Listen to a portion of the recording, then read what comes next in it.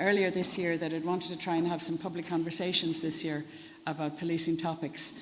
And so this is a new venture for us, and we're really grateful that you came along to support us. And I do want to say at the start, and I will say it again before I finish, it is designed as a public conversation, and there's lots of time in the programme allowed for engagement. So we really want you to engage and ask questions and talk to the panel and as the event goes on. I mean, the context for today's topic is, as most of you will know, the Commission on Future Policing reported last year, and government accepted its recommendations.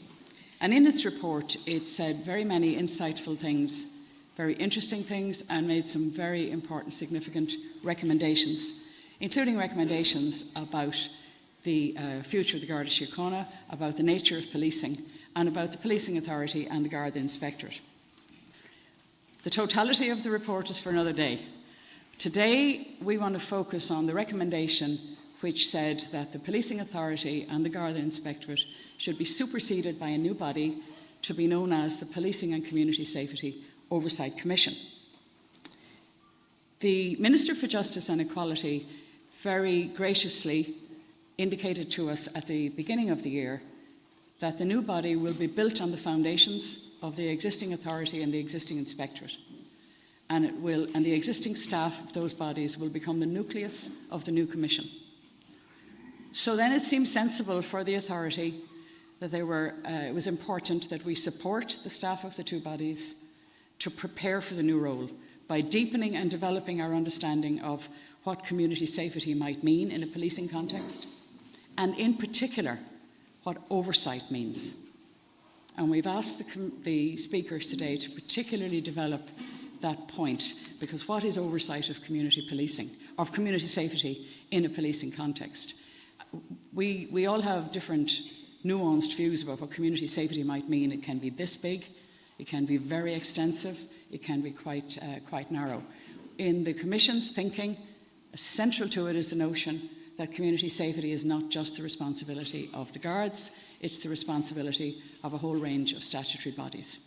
And so that raises questions then about, well, who's overseeing whom, and what does oversight mean when there's a load of bodies? We're all familiar now with overseeing Garda performance in various ways, whether it's through inspection or through the policing authorities' performance assessments. But what does it mean if there's lots of other bodies involved? And we've been struggling with those thoughts in the authority. And so, as I say, the best contribution the current authority felt it could make was to support the development within the authority organisation of a deep knowledge of what this might mean. And so we've invited some experts here today to share their thoughts and perspectives on different aspects of oversight of community safety with us in order to provoke some thinking. The second aspect of our learning is that the Minister for Justice also asked the authority to advise him as the legislation is being developed. And so we need to know more so that we can give good advice. One of our statutory responsibilities is to advise the Minister.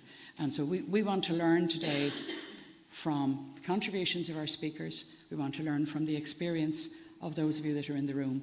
By having a dialogue, I think question and challenge always promotes learning, and it gets ideas moving. And I think if we end up at lunchtime having some interesting thoughts and done some networking that enables us to follow up and deepen further our understanding of this complex area, I think we will be better placed as authority members to develop the organisation for its new role and also to advise the Minister. So those are kind of my objectives, and I really encourage you to participate, to ask questions and to challenge the various contributions that you'll hear. I'm very appreciative to Clare for coming along to facilitate this event for us today. So I'm going to hand over to her now, and I'm going to take a rest for a couple of hours. Thanks, Clare. Thank you, Josephine. So good morning, everybody, and you're all very welcome here this morning. Josephine has set the scene about what the goals and ambitions are for the event, for this morning's event. My name is Clare Duignan. I'm a former Managing Director of Radio with RTE, and I have a background in broadcasting, news and current affairs over my working life. I'm now a board member of a number of organisations, one of them being the Irish Times, where again, journalism and my interest in public affairs is something that I've continued through. But I suppose in a way more relevant to this morning, I suggested to the colleagues in the Policing Authority that I would mention that I am through and through from a Garda family. My father was in the Guards, two of my uncles were in the Guards, my grandfather was one of the founding members of the Garda Síochána, and the other, my paternal grandfather, was a member of the RIC. So it's kind of in my blood, and I grew up all through a long era of change in the Garda Síochána, listening to my father and his colleagues talking about the challenges that policing was facing as Irish society changed. So I'm very interested in this morning's topic and interested also in the thinking around community safety, because like everybody in the room, I live in a community. I kind of bilocate. I'm sometimes in Dublin and sometimes in Mayo, and they're two very different places, and the challenges for those communities are very different, and the issues and the concerns of my neighbours in Dunleary, where I live in Dublin, and my neighbours in Lewisburg and County Mayo are hugely different. So even the concept of community safety and community safety oversight, I find it interesting to think, how would that work? Could you have the same, with the same shape and stature and oversight fit both of those communities? So hopefully this morning, with the fantastic panel who are lined up here, we'll get clarity around a lot of the issues that Josephine identified. We're also going to learn about the experience in this area from Northern Ireland and from the United Kingdom.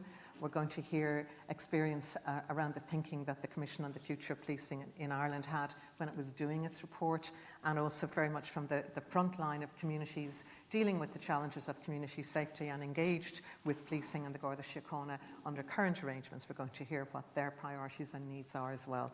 Our panel this morning is comprised of Dr. Johnny Connolly on my far right, who was a member of the Commission on the Future of Policing in Ireland and is an academic at the University of Limerick, specialising in this whole area, and I'll tell you a little more about him in a moment. Susannah Hancock, who's the Chief Executive of the Association of Police and Crime Commissioners in the United Kingdom. Rita Fagan, who's the Director of a Family Resource Centre in Dublin 8, and Professor Duncan Morrow, who's Professor of Politics and Director of Community Engagement at the University of Ulster. So each of the panellists have been asked to tackle a particular question or two, and that's what they're going to deal with in their presentations, which we're going to take first. They're each going to speak for about 10 minutes. And after that, I'm going to take the panel through some of the questions that it seems to me we need to try and clarify and work through this morning. But there will be lots of opportunities for everybody here as well to contribute, to ask questions, but also to express your views on the issues. We have nearly an hour later this morning for audience involvement, and we'll have people with roving microphones as well going around the room. I just wanted to check actually with Helen, is the survey something that the feedback forms, have you asked people to contribute feedback forms? So just...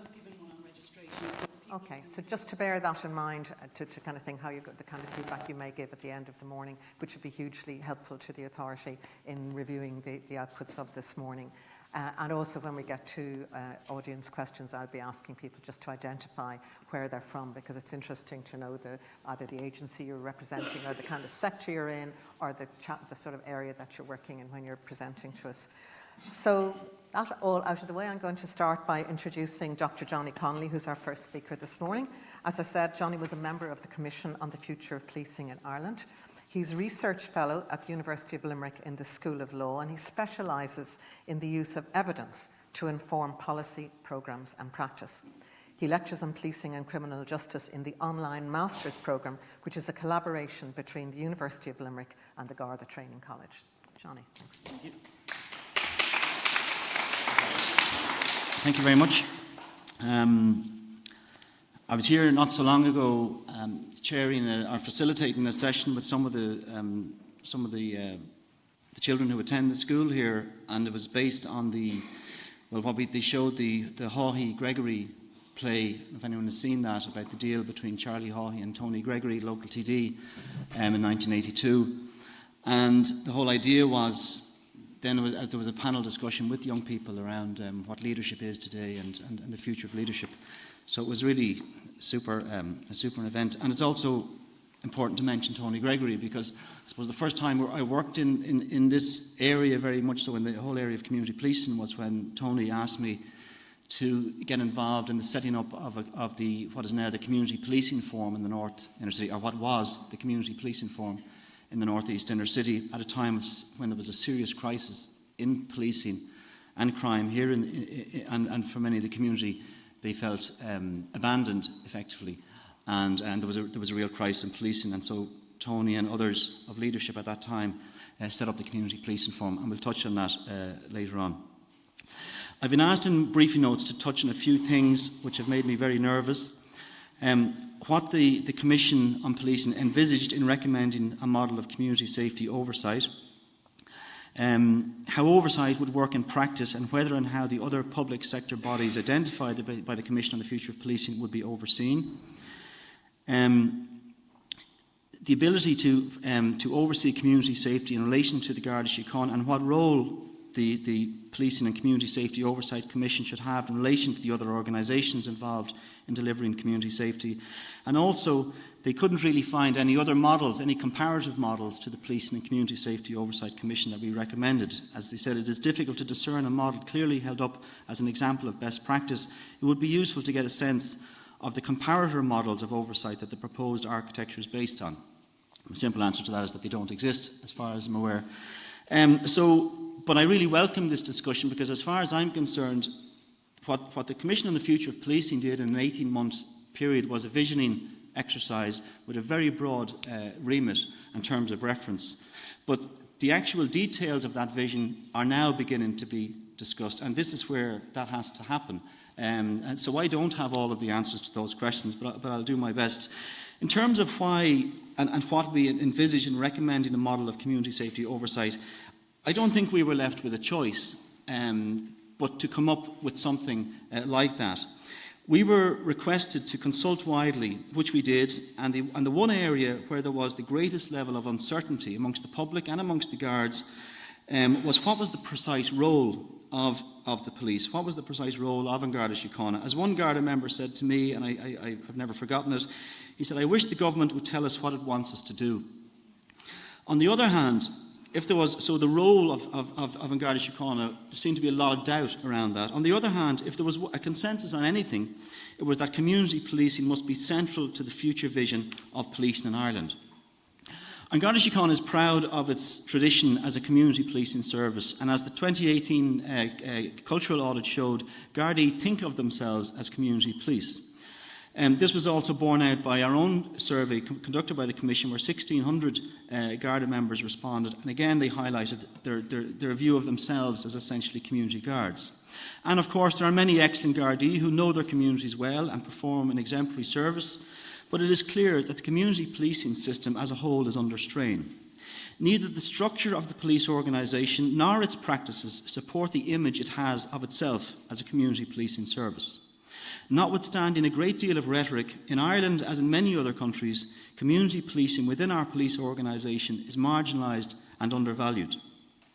In its seventh and final report of the process of implementation of the Modernisation and Renewal Programme, which followed on from the report of the Garda Inspectorate Changing Policing in Ireland, the policing authority stated or concluded that there is still no settled view on how best the police can be effective for the community, and there is a need for an agreed strategy on community policing, amongst other things. The Commission has articulated a vision of policing into the future that puts community policing at its core. It has made radical proposals that, if fully implemented, will transform the way in which policing is delivered to local communities. In the report of the Commission, we use the term district policing, which we consider to be the best fit for Irish circumstances and for the new model that is proposed. The successful delivery of the vision of the Commission is, in my view, dependent on two broad processes of change happening in a way that are clearly aligned. Both processes will be extremely challenging. Firstly, fundamental change to Garda Síochána as an organisation, structurally and culturally. And secondly, acknowledging that effective policing and community safety is not just the responsibility of the police, but a plurality of other agencies and organisations, statutory, non-governmental and community-based, we need to find a way of facilitating an environment externally that can support such cooperation and partnership. The central role of the Policing and Community Safety Oversight Commission will be in articulating and communicating this vision and then facilitating and supporting its delivery through interagency and community-based involvement and engagement. I'm going to briefly touch on some of the changes to An Garda Síochána, and then the main focus of the remainder of my presentation will be on the external environment and my perspective on the role of PCSOC in that respect. In the current approach, community policing is a kind of specialist activity within An Garda Síochána, with perhaps about 10% of Gardaí in a district designated as community police. The Commission regards district policing as the backbone of police work and the police mission. In our district policing model, all police service personnel at district level should be considered to be community police. Whether assigned to emergency response or community engagement, they should work as a single district policing team to solve problems effectively affecting community safety, reduce crime and prevent harm. They should develop their own district policing plans, consult with local community fora to be discussed further. They should be equipped to deliver all routine policing services with support from the divisional level for administration and certain specialist functions.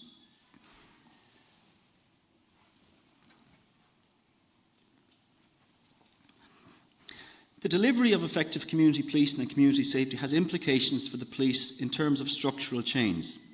It requires devolution of power within the police organisation and the decentralisation of police authority to the front line. A number of developments are already underway in this respect, including the piloting of a divisional policing model in a number of areas, and also the Garda Inspectorate has recently produced a very important report which is focused in on this whole area. So there is a lot happening already.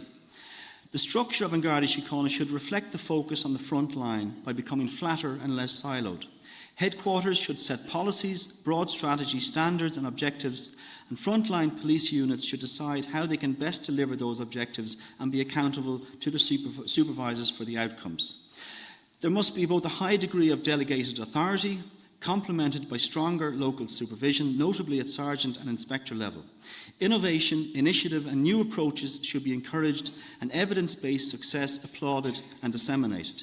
Excellence on the front line should be valued and recognised. Supporting the districts will be the division level units. These should be large enough to be self-sufficient for all routine administrative and operational purposes. Each division should have an information centre supporting the districts in data collection and analysis. In effect, we envisage that a division should be, for most policing purposes, a mini police service in its own right. They should also have detective teams and other specialists to support the districts. I want to talk now about, in a sense, what I see as being behind this vision and what ultimately the central role of the Policing and Community Safety Oversight Commission should be. The aim of modern criminal justice since the 19th century has been primarily one of state-centred control of specialist professional institutions, whose principal concern was the prosecution and punishment of offenders.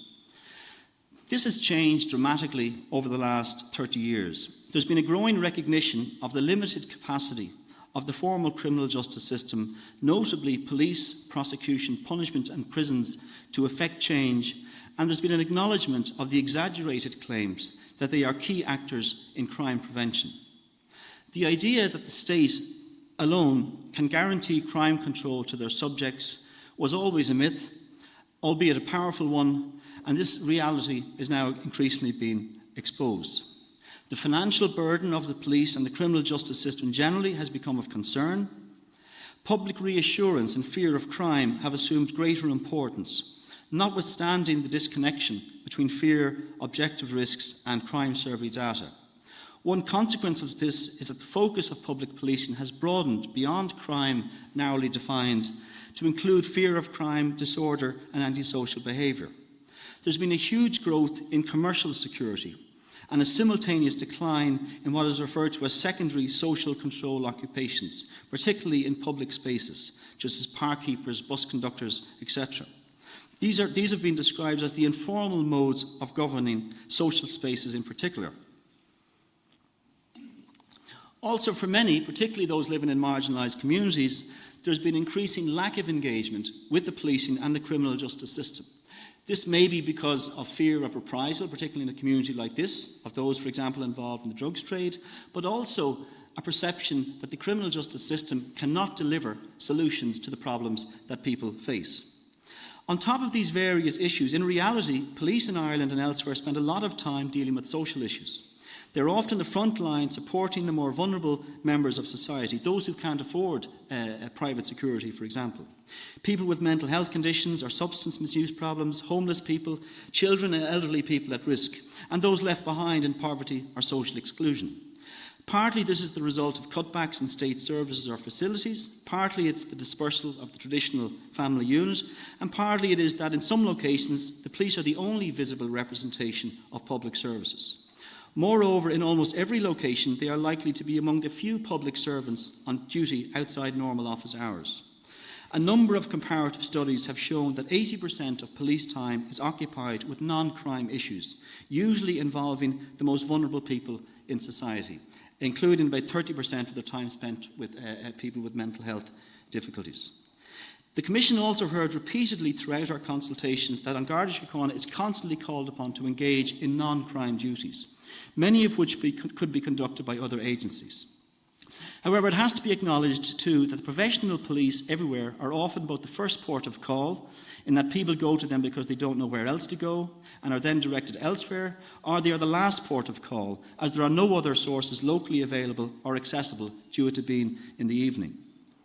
The Commission made a number of recommendations to address some of these issues directly. For example, enabling more Gardaí to be deployed on the front line by removing non-core duties or delegating jobs that do not require police powers to Garda staff or outsourcing them.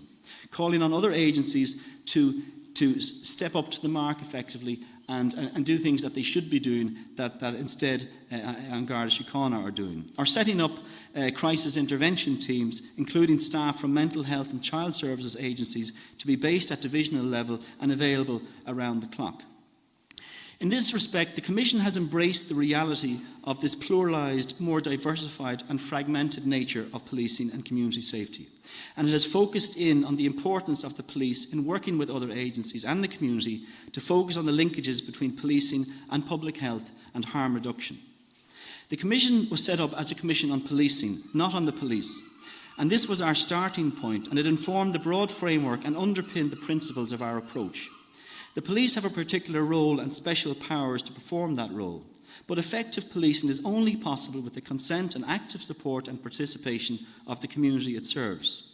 The term community policing has been used to mean many things, but it's really all about frontline police, knowing their communities well, being visible and engaged in those communities, and developing mutually respectful partnerships to solve problems and achieve community safety. Such an approach requires partnership between the police, the community and other relevant agencies. Through partnership structures, communities seek involvement in decision-making and problem-solving. Community policing in this way and community safety in this respect involves community empowerment. I'll now elaborate on the central role of the PCSOC in delivering on this new vision. A proposed structure and some of the possible functions of PCSOC were outlined in the report, and I'm not going to go into those in too much detail. But I want to outline, on one hand, the challenges that we might face in realising this vision, and also why I believe it is one of the most innovative proposals in police reform, nationally and internationally. The question was asked to me, the statement was made by the Police Authority in advance of this of my presentation. It's difficult to discern a model clearly held up as an example of best practice. It would be useful to get a sense of the comparator models of oversight that the proposed architecture is based on. And I think this is because it doesn't yet exist. There is a lot happening in this space in terms of increasing developments between policing and particularly health agencies. And I think there is something that we can learn from a lot of what is happening, particularly in the UK in this respect. But I think where we must begin is having some sense of a shared vision of what useful role can the police perform in a public health oriented approach to crime and to harm in general. A recent publication, which was combined from the Public Health England and the College of Policing in the UK, looked and tried to define public health approaches to policing. And this was only recently in 2019 that it published this report. Public health approaches in policing talk about proactive preventative activity, working with partners to problem solve, vulnerability, cohesive communities, improving data sharing, evidence-based practice and whole system approaches. There is currently no single agreed national or international definition of public health approaches in policing. It's not a new concept, but it is a developing field, and the same phrase is used to refer to a variety of approaches, from treating violence like an infectious disease to holistic upstream population-level interventions. It's about bringing together different ideas and approaches that have been shown to work in achieving shared outcomes or are similar to other evidence-based strategies and therefore may be of use to police forces and their partners. Not all are unique to public health. Some concepts will be easier to relate to everyday policing activity than others. Some are about strategic planning and the use of resources. Others are about issues that impact directly or indirectly on police demand, but where police forces will want to influence. It's essential for policing and community safety to be meaningful at a local level, that there are effective fora for police to engage with communities. In the new model for district policing, we envisage that district police leaders would develop local policing plans based on local objectives and priorities agreed with joint policing committees or local community policing fora, involving full community participation. Currently, the Policing Authority has a responsibility to coordinate and support JPCs. It does not have the same role in respect of local community policing fora, but this is something that it is now beginning to address in its current strategy. And I really welcome Josephine's comment that the Minister had talked about the staff of both agencies coming together, because clearly this is sort of an obvious momentum there. It's really important that people have a sense of the limitations of our current structures and processes. There was an opportunity for this to be addressed in the process of developing the Garda Act of 2005, and it was one that was missed, I think. And I think as a consequence, the current structures, particularly the joint policing committees, have not worked at least to their full potential. I was asked by the Oireachtas Justice Committee in 2004, when the Garda Bill was being prepared, to assist them in developing their ideas around community policing. I want to just talk about a debate that took place at that time, because I think this debate is something that we really need to talk about today. A recurring theme throughout the hearings of the committee in 2004 was the inclusion of representatives of the community and voluntary sector on joint policing committees. The Minister at the time, Michael McDowell, said, "While I will consider this, the inclusion of the community and voluntary sector, I do not want to preempt the debate on the legislation or create a quango. A delicate balance must be struck between the authority of local public representatives and their mandate to make decisions compared with other persons in the community.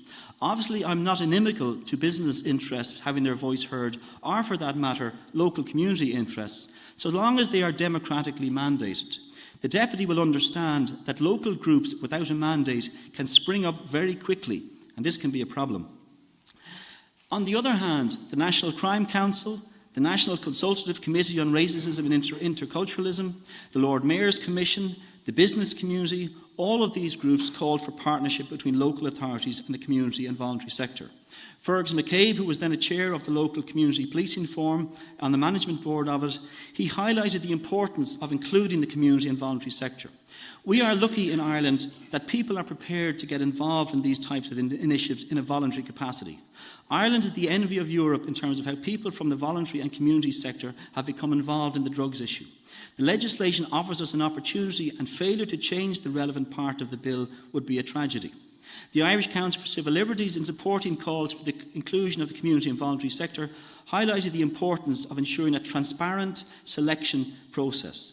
The key is to provide a transparent process and so avoid resentment about the people who may be regarded as favoured by the local authority or the Gardaí over people who may be perceived as difficult but who represent the needs and concerns of the community.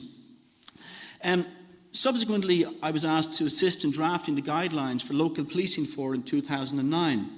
And these guidelines sought to try and create a connection between these local policing fora and the joint policing committees at the time, but they didn't really take hold. The current network of joint policing committees reviewed, and this was one of the conclusions of the Commission, It received mixed reviews in our consultation process, and it's clear that while some work well, most do not. It is reported that they often meet without clear agendas, so meetings become talking shops, achieving little or nothing. Few of them are able to contribute meaningfully to the key objective of reducing crime. In several areas with serious policing challenges, we found that communities had formed their own community policing fora or local policing fora. There are examples where these have worked well, for example in the north inner city and in other areas. The Commission already mentioned and met on a number of occasions with people from the community policing forum. And Fergus's comments there about people being willing to step up and try and address community policing issues, this is often in areas that are confronting really serious problems such as this area. So we are very fortunate that people are willing to do that. Localised structures have huge potential to help build bridges between agencies and the community, to facilitate local police accountability and help build community confidence. However, the perception amongst people involved in a lot of these local structures is that they have become irrelevant, that they lack resources, they lack consistent senior Garda support and involvement, that community representatives are not given sufficient support, that they lack proper coordination, they operate in silos, using different processes, and that this contributes to fragmentation and confusion. It is here, I'm nearly finished if I'm that it's here, I think, that the Policing and Community Safety Oversight Commission will have a very important role. It should develop these local structures to function effectively, building capacity for participation by community stakeholders, setting standards for their operation and evaluating their performance. It can also set up a process through which people can be, a democratic process through which people can be appointed to these various structures. The key objective would be to build community trust and address problems through authentic engagement. PCSOC should also work with local fora to promote multi-agency approaches to community safety at the local level, and it should have a fund available to support local innovation and initiatives. It should be involved in the independent scrutiny of policing performance and assessing delivery against objectives, fostering interagency cooperation in the delivery of community safety, carrying out inspections or inquiries concerning the delivery of policing services, and advising on and monitoring the implementation of changes coming from inspection. Promoting professional policing standards, including human rights standards, having regard to best international practice.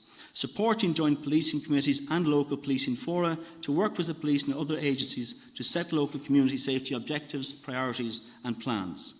I'm going to finish, because I probably have gone over time. Right? Yes, I didn't notice, sorry. The final point I want to make is that the Commission set out a number of principles that would inform its approach. And the first of these principles was that policing is about human rights. It's about the delivery, essentially, of human rights to people, to citizens. In my experience, for many people in areas that I have worked in, or groups I've worked, that human rights are often something to be aspired to, or they are sort of abstract concepts. For me, the Policing and Community Safety Oversight Commission should be a way of delivering human rights at a local level. It should be a way of operationalising human rights on the ground in a meaningful way. Thank you. Sorry for going over.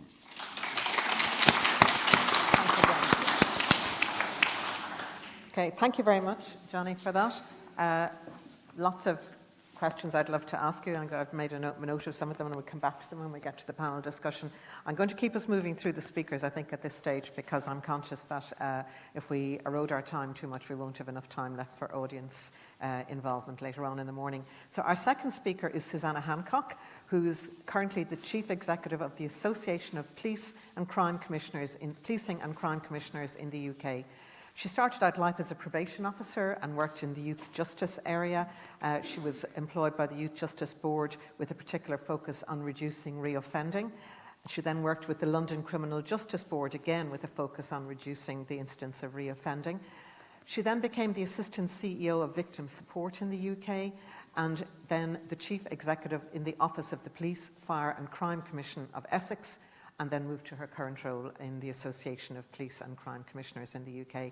So we're very interested in hearing from Susannah, particularly about her experience and the experience of the crime commissioners in the UK around the oversight area, And hopefully, one of the questions I was putting to her earlier on this morning is, based on the experience they've had in the UK over recent years in this more community-focused approach to policing and to community safety, what should we not do in Ireland that maybe was initially done with the best of intentions in the UK, but you've now learnt that it doesn't necessarily work? So hopefully we'll get that from you, Susannah. Thank you.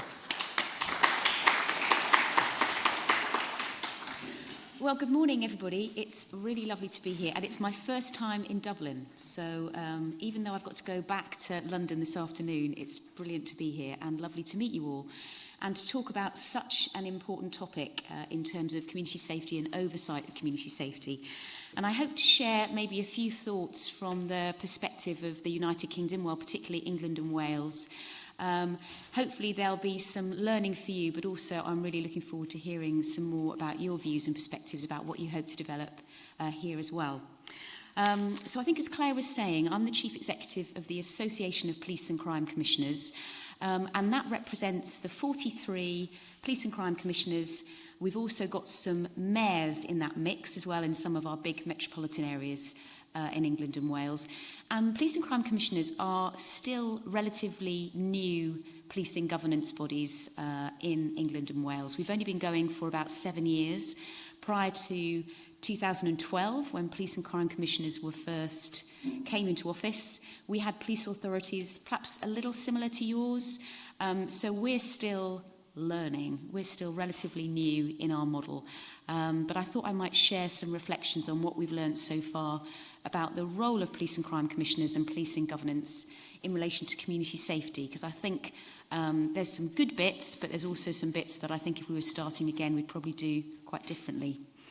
Now, interestingly, I think as Claire said, I started life as a probation officer, but I also worked for a couple of years in 1999, which shows how old I am, in a community safety team in one of the London boroughs. And community safety partnerships were only invented in 1998. So I remember joining a team in the London borough of Lewisham that was newly invented. Nobody knew what a CSP was. And I literally didn't have a clue what my job was. I remember arriving in post and saying, right, what do I do? And everybody said, well, I'm not really sure, Susannah. We're here to make our communities safer. You know, you've got a blank sheet of paper. And I think that says a lot about how community safety partnerships, CSPs, started out in 1998 in England and Wales.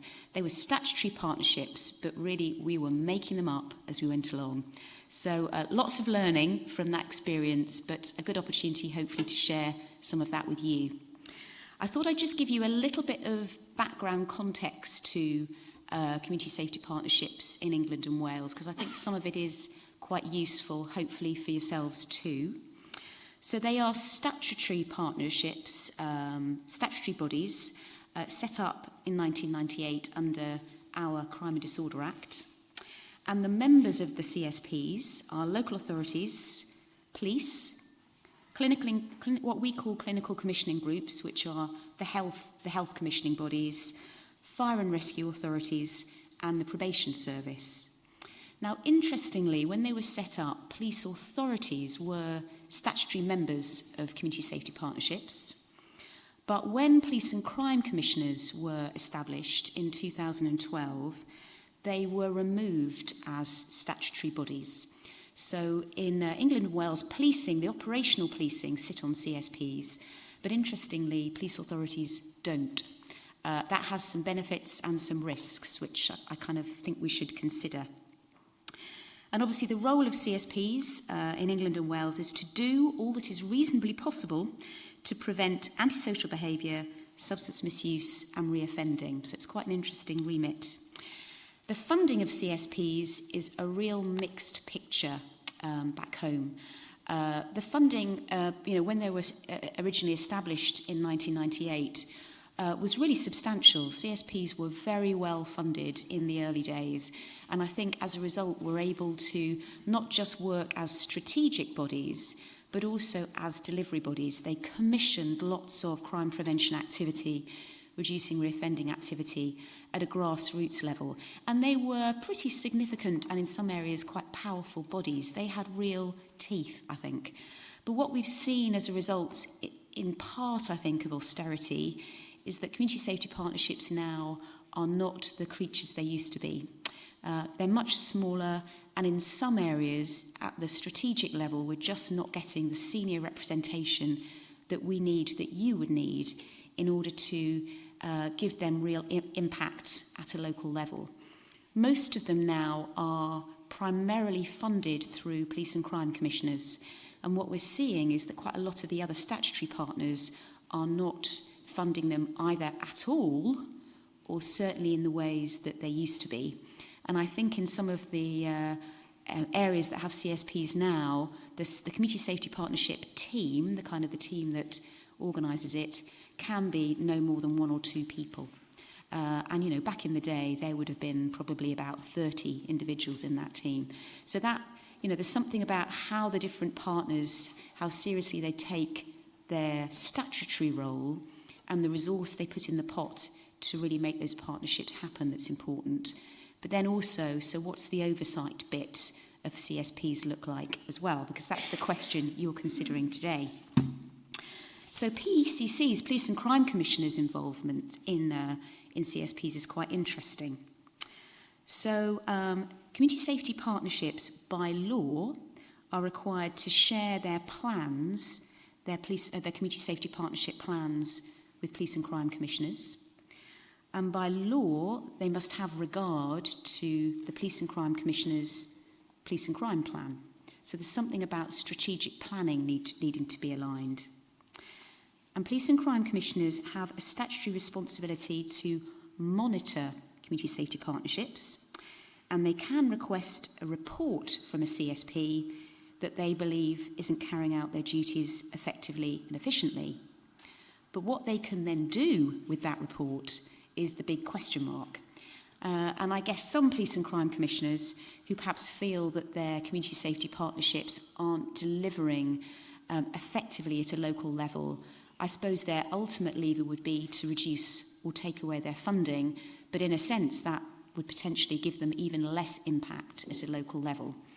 So I think the oversight responsibilities of police and crime commissioners in England and Wales, whilst there is a relatively limited role, I would say, and I think police and crime commissioners are keen to have that clarified, that role, because obviously the CSP legislation was produced well before the legislation that set up police and crime commissioners, and I think there's something about needing to clarify responsibilities and accountabilities so that somebody is holding that partnership to account. And that's the bit I think that we're now looking at with government to try and make that role a bit clearer. Susannah, can I just ask you, just to clarify, can you just explain a little bit more about the police and crime commissioners? Yeah, of who course. they are Yeah. and how they came in. Yeah, really, not everybody might. really good point. So police and crime commissioners, as I said, replaced police authorities, but they are very different to police authorities. So they are one individual per policing area. We have 43 policing areas in England and Wales, and they are directly elected by the population, by the public in that area. Most of them, or not all of them, are party political representatives, so they would have gone out to the ballot box on behalf of one of the party political groups, but we also have some independent PCCs as well. But the vast majority of them are political, are party political, and have been voted by the public and are on a 4-year voting cycle. So they are directly accountable to the public who elected them. They are scrutinised by what we call police and crime panels that are made up by councillors, local authority councillors from the policing area that they represent. And just as a bit of context, police and crime commissioners, they hold the budget for the police force area, so they are ultimately responsible for all of the finances, and they delegate all or part of that budget to their chief constable, who is responsible for all of the operational policing in that area. And they hold their chief constable directly to account for the delivery of policing in their policing patch. But they also have much wider responsibilities. They're responsible for commissioning all of the victims' support services in their area, domestic abuse services, rape crisis centres. They're responsible for financing the community safety partnerships that we've been talking about. And they have a really interesting remit, which in the legislation says that they're responsible for the totality of policing in their area, which is quite a big remit. And you can imagine that there are some quite interesting conversations between police and crime commissioners and chief constables as to who's responsible for what. When does strategic oversight, holding to account, move into operational policing? Because obviously the first is the responsibility of the commissioner, the second the responsibility of the chief constable. So I think there are some quite specific differences to your model, but again, I think lots we can learn from. So I hope that helps in terms of a bit of context. Just to quickly move on about the performance of community safety partnerships, which I think is really relevant to you in terms of kind of oversight and accountabilities. It's very mixed in England and Wales, not least, I think, because the resourcing of them looks really different. But also, I think, because so much has changed and evolved since CSPs were first set up in 1998. And there is very, I would say, insufficient clarity about the ultimate sort of accountabilities around community safety partnerships, because they are statutory bodies, but there's nobody inspecting them. So our inspectorates don't inspect community safety partnerships.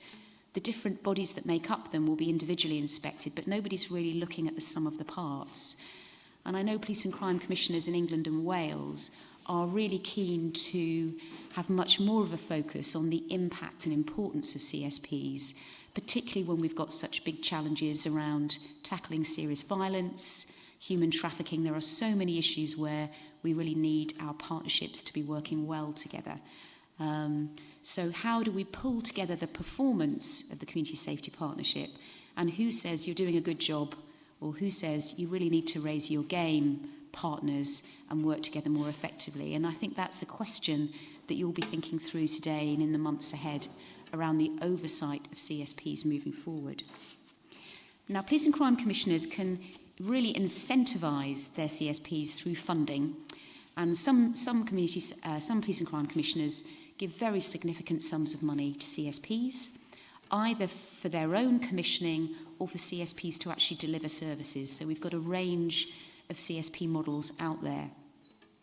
Now, what's been quite interesting recently, and it's very recently, is I was going to say our Home Secretary, but actually it's now the previous Home Secretary, because as of yesterday we have a new Home Secretary. But the previous Home Secretary, Sajid Javid, just before he stopped in role, announced that he was going to introduce a new statutory duty on community safety partnerships and indeed wider partners to prevent serious violence. Now, this is really significant for us because you will have similar challenges, I know, in some of your cities and towns, but we've seen a really worrying steep increase in knife crime and serious violence, not just across our cities, but across many of our rural areas as well. And it's clear that the partnerships that should be working around preventing serious violence, and that is absolutely not just the police, that's health, that's social care, all of the mental health services that we have, they're just not working well enough together. And back to Johnny's point, this is the public health approach that I think we're all of us talking about much more. How do you turn off the tap and stop serious violence happening in the first place, rather than just imagine that we need more and more police officers to respond to it? And so we now have in the pipeline potentially a new piece of legislation that will give community safety partnerships a statutory duty to prevent. And I think that's going to be a real opportunity as well as a challenge. But certainly the opportunity is that we've got potentially more levers to bring some of those partners together around the table. Now, just a couple of final thoughts before I hand back. So in England and Wales, we're looking for more statutory powers for police and crime commissioners and CSPs. But interestingly, in Scotland, where there's been some, as you will know, fantastic work around tackling serious violence through their equivalent of community safety partnerships, they have done all of that without any statutory levers. So their community safety partnerships are not statutory bodies. They are about bringing partners together around the table to tackle a common challenge, really put their heads together, jointly commissioning, jointly addressing key challenges. And I was, when I heard one of the Glasgow Scotland Violence Reduction Unit speakers the other day, I was really quite excited about that, because it reminded me that actually, if you really want to make a difference at a local level, it is ultimately about relationships and about partners working really well together, whether or not you have statutory powers, whether or not somebody's accountable to somebody else. It's ultimately about the relationships that are happening on the ground. And I think that's probably, you know, I know it's not rocket science, but that would be my key bit of learning for all of you and, you know, for ourselves. At a strategic level, as well as an operational level, you need all of your partners, all of your agencies to be signed up to a common endeavour, a shared endeavour to tackle all of our community safety challenges together. We've got a lot more work to do back in England and Wales, but I think we've made a good start, and it sounds like you are making a really good start here as well. So I look forward to the discussions we're going to have in a bit. Thank you.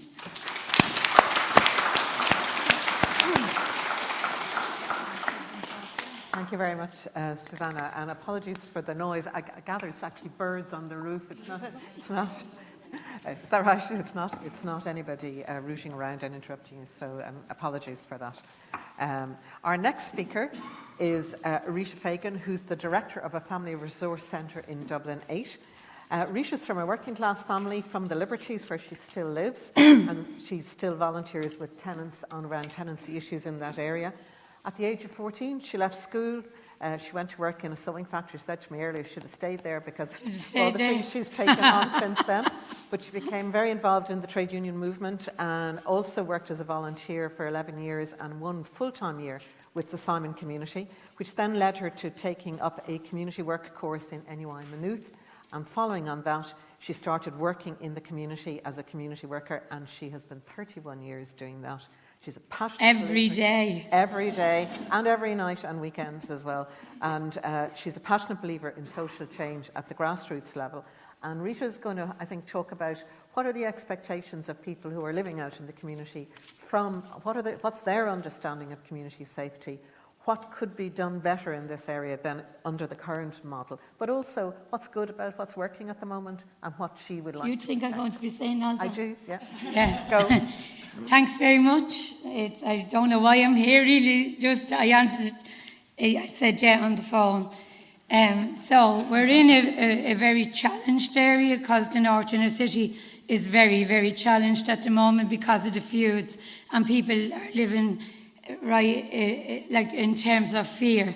But this community is really important community because there was great community development that happened in the north inner city. People like Shawnee Lamb, people like Mick Rafferty, people like Fergus McCabe, who's sick at the moment, people like, I have to get some women in there, Anna there, and Bernie Walsh and all those. So they put years and years of their life into this community here and continue to do so. And part of the work of this college as well would be out of a lot of those work. Now, I know that there's rural people in the room, and I know there's all kind of people in this room, but I'm going to talk from my own experience.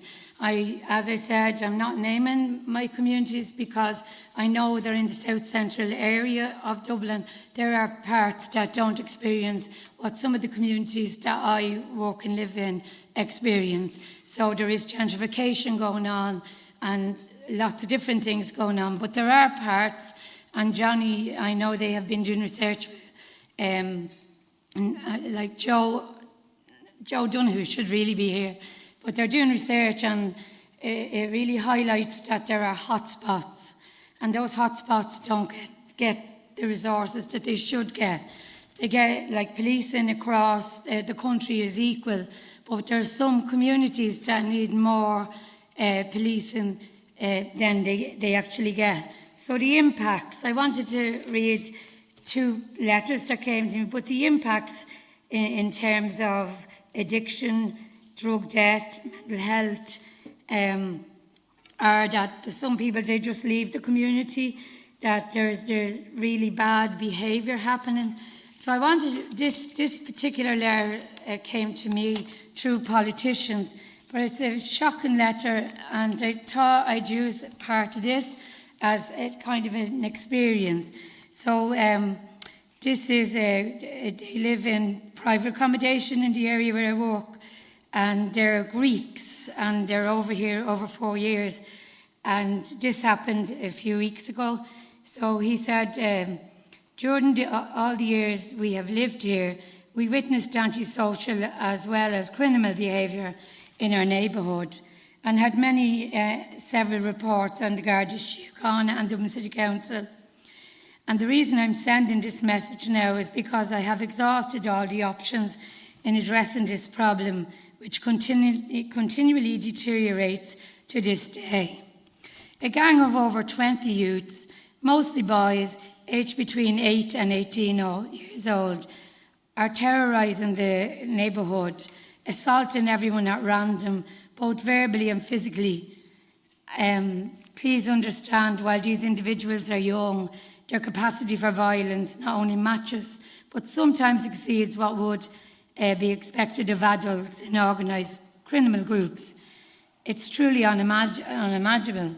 So on the 24th of July, at 5:55 in that community, he was on his way home from work, and he witnessed these young people who have been doing this, and we're witnessing to them for the last number of years, and they were attacking a family where there was a child, a baby in a pram, the father, the mother, and they were throwing bottles and stones at this. So he tried to intervene. The man lifted the baby and ran away with the baby. The woman was injured. She didn't know who he was, and she pushed him away. So what he did was he actually took his camera, because he thought maybe that he could help by having the photographs on the camera. So he did that, and they rang the police at 6:05. And but the young boys saw him use his camera, and they chased him. So they chased him into the apartments where he lived, and he hid in the grass, and some of the tenants saw him, so they went away. So the police arrived at 10:10 that night, and when they arrived, he tried to explain, and he was still in trauma, and he was explaining through his tears, and the response of the police was, you're actually committing a crime because you've taken photographs and you have this evidence. And then he also said that, there were lots of different cameras around the area that also would have picked up the evidence and do so, but they weren't checked out. So that was the response 4 hours later to that situation. Because this came to me from a politician, I thought, in terms of breaking the confidentiality, what will we do? So myself and Ailish, we made contact with him and we met him. So the response, he told us that sometimes he waits 2 hours later to come home from work because he's afraid of these young people. So these young people are terrorists. They're terrorists to many others. They're racist. They do lots of different things in that community where I work. And we wonder, where's Tusla? Where's the council? Where is the responsibility of the parents and that? So that's one letter there. So this is another one then that came in the same week. So this is a girl that she was homeless. She was living on the floor of her parents, and she was 65 on the housing list. And she was told in 2015 that she's getting one offer, and this was by the estate manager, and if you turn it down, and I'm sure you listen on the radio, so people turn down things. People turn down places because they know of what happens in those areas.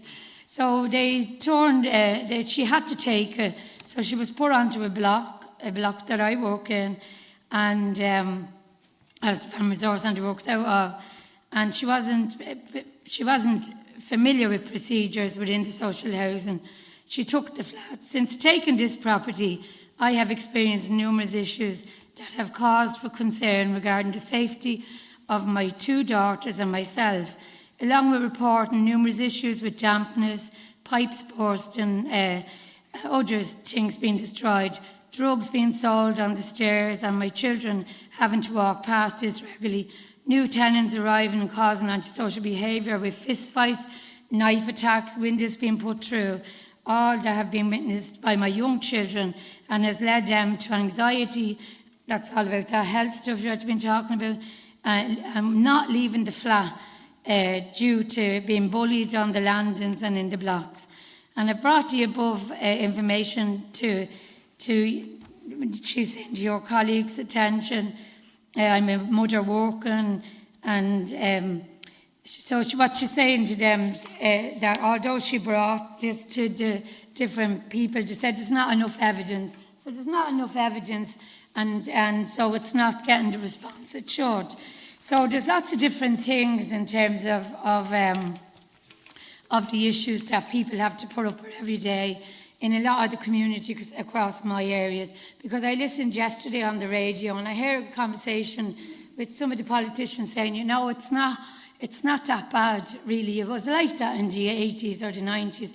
Well, I lived through communities that have been wiped out now because the drugs overtook them and people died and people were afraid.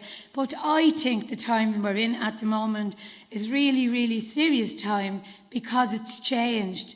There's gangland, there's children being groomed in all our communities. There's, as you say, the feuds that's happening. There's people afraid to speak out. Just like I'm a community development worker, and I often think, you were saying about your family being all the police. In my family, my mum may make 85 years of community development, but I'm really a policewoman. I don't get charged because I become the police every day on the streets where I work and the communities where I live. And I have the guts to do that. But I know that communities and the people who live in those communities where the drugs overtake it, where the fear to speak out, a fear of being called rats. Like my mad go to the street and say, Fagan the rat. I walk the street to say, Fagan the rat. They call you all those things. But I'm not afraid of those things. But I would be afraid now in terms of what's happening around the cocaine and the crack cocaine and the alcohol, and it's a whole different other space out there. Years ago, my mother would throw a bucket of water over them when they were on the stairs. She'd take on the man. She pulled the man off he was on whatever, and she pulled him down and said, now who's the rat?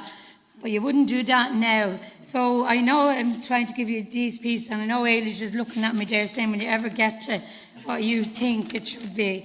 The other issue I just want to put into this mix is the violence against women. Because in Ireland since 1996, 227 women have been killed in terms of violence against women. That's since 1996 December.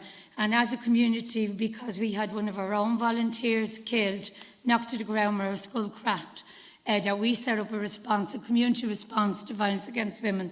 And that's been keeping women out of refuge, walking with them through the courts, doing all that. We worked in different ways with the police and all those kind of things. And I do think that relationship is very important. But we put our heads together the other day, and I know Peter Dorman is in the room, and Celia and all other people who are working with the issues of that context, because poverty and inequality and austerity and cutbacks have really hurt. Back in 2013, we had, in the Kilmainham area, we had 18 Gardaí, so in 18 community Gardaí, right? So now we have 4, I think, but we got to one stage where we had none, and that covered the canals, communities and really stressed areas. So austerity came and it cut projects, it cut youth projects who's doing the work on the ground, it cut police, and it cut everything. So we all paid for those bankers, and it's coming again, health board reviews in terms of drugs stuff. They're coming again to cut what's essential in those areas, and if they can't hear us, we can't do any more than what we do. So we put our heads together the other day. Ailish, I'm going to speak now on what I'm supposed to be. So we think that this body, we think that there should be a multi-agency approach, similar to maybe what you're been saying there, that not only would you have police on it, but you have to have estate managers, because estate management is essential to particularly local authority communities. And we also think that TUSLA, who have a responsibility for some of them children, like that man's talking about children of 8-year-old, but there is children force policy in this country. Why are 8-year-olds intimidating men of about 38-year-olds? That's shocking. So TUSLA has a responsibility to be there, and the community have a responsibility to be there, and education has a responsibility to be in those spaces that will have a look at what's, as an oversight group, what should be done in terms of resources. We really believe, and I really believe, I came to that community, as I said, 31 years ago, and we had a community policeman called Steve Cunningham. Anything that happened in that community, you went to Steve Cunningham, you got results. Anything that happened in terms of those community police and pieces was relationship. You had the relationship, you trusted, you did what you had to do, you got results. So I think that community policing is not valued. We have to value those people that are on the ground, that actually make the relationships, that have respect. Like, there are police that don't have respect, that their values are different, they come in with prejudice, but there are real police people out there that know how to walk the ground. And when you know how to walk the ground, you'll get the trust to the ground. And so, as a community worker and a policewoman, people come to me and they disclose to me and myself, and we can take it to certain safety groups and do that particular work. We can do that because they trust us to do that.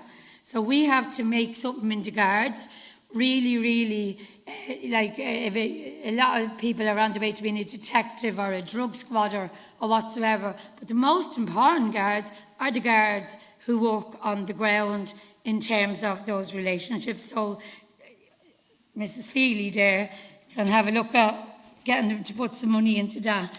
We think that the prevention work, which needs to be resourced in terms like the TUSLA, things like YPAR, I know that works with the families, works with the children, does intensive outreach work, so there needs to be intensive outreach work. And if you ask people from rural, travel or any other part of Ireland, what do you want? What you want is your police on the ground. You want to see police go up the stairs, walk along your roads. It's old-fashioned policing, but it's really important policing.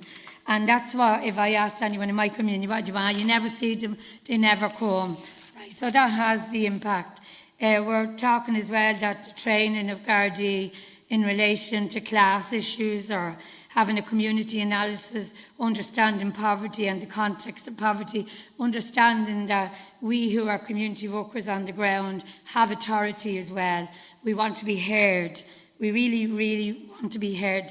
We want the hotspots of our city to get more, or all our cities and in rural Ireland, we want them to be given more resources to deal with the issues, so that it's preventative work rather than always being the firefighters of that work.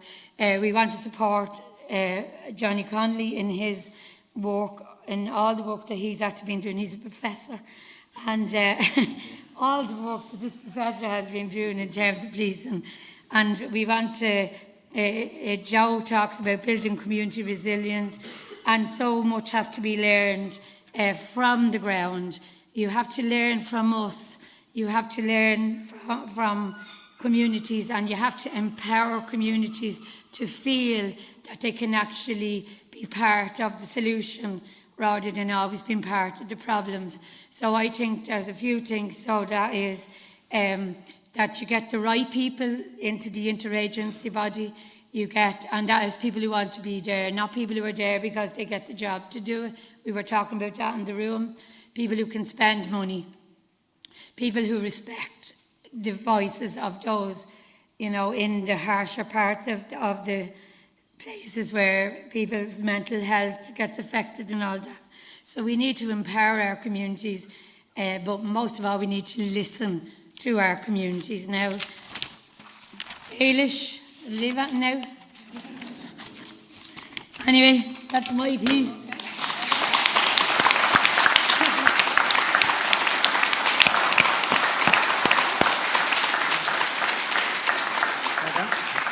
Rita, thank you very much, and Eilish, wherever you are in the room, there'll be lots of opportunity in a short while. You can add into anything that you want to there, though I think it was very comprehensive. Thank you very much for that.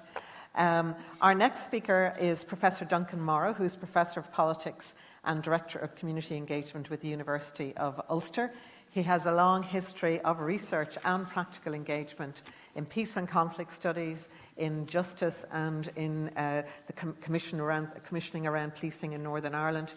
He's asked me to shorten this, so I am, but it's a very distinguished professional career. But just specifically with regard to this morning, he's worked with the police leadership in Northern Ireland, particularly with the RUC leadership as they transitioned into the Police Service of Northern Ireland.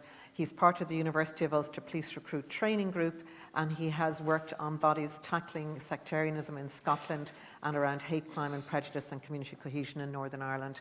And he has a very good insights into the operation of community safety and safety oversight in Northern Ireland. And again, we're hoping that he'll share with us this morning some insights, some tips, and some do not do as we did in particular areas. Thank you, Duncan.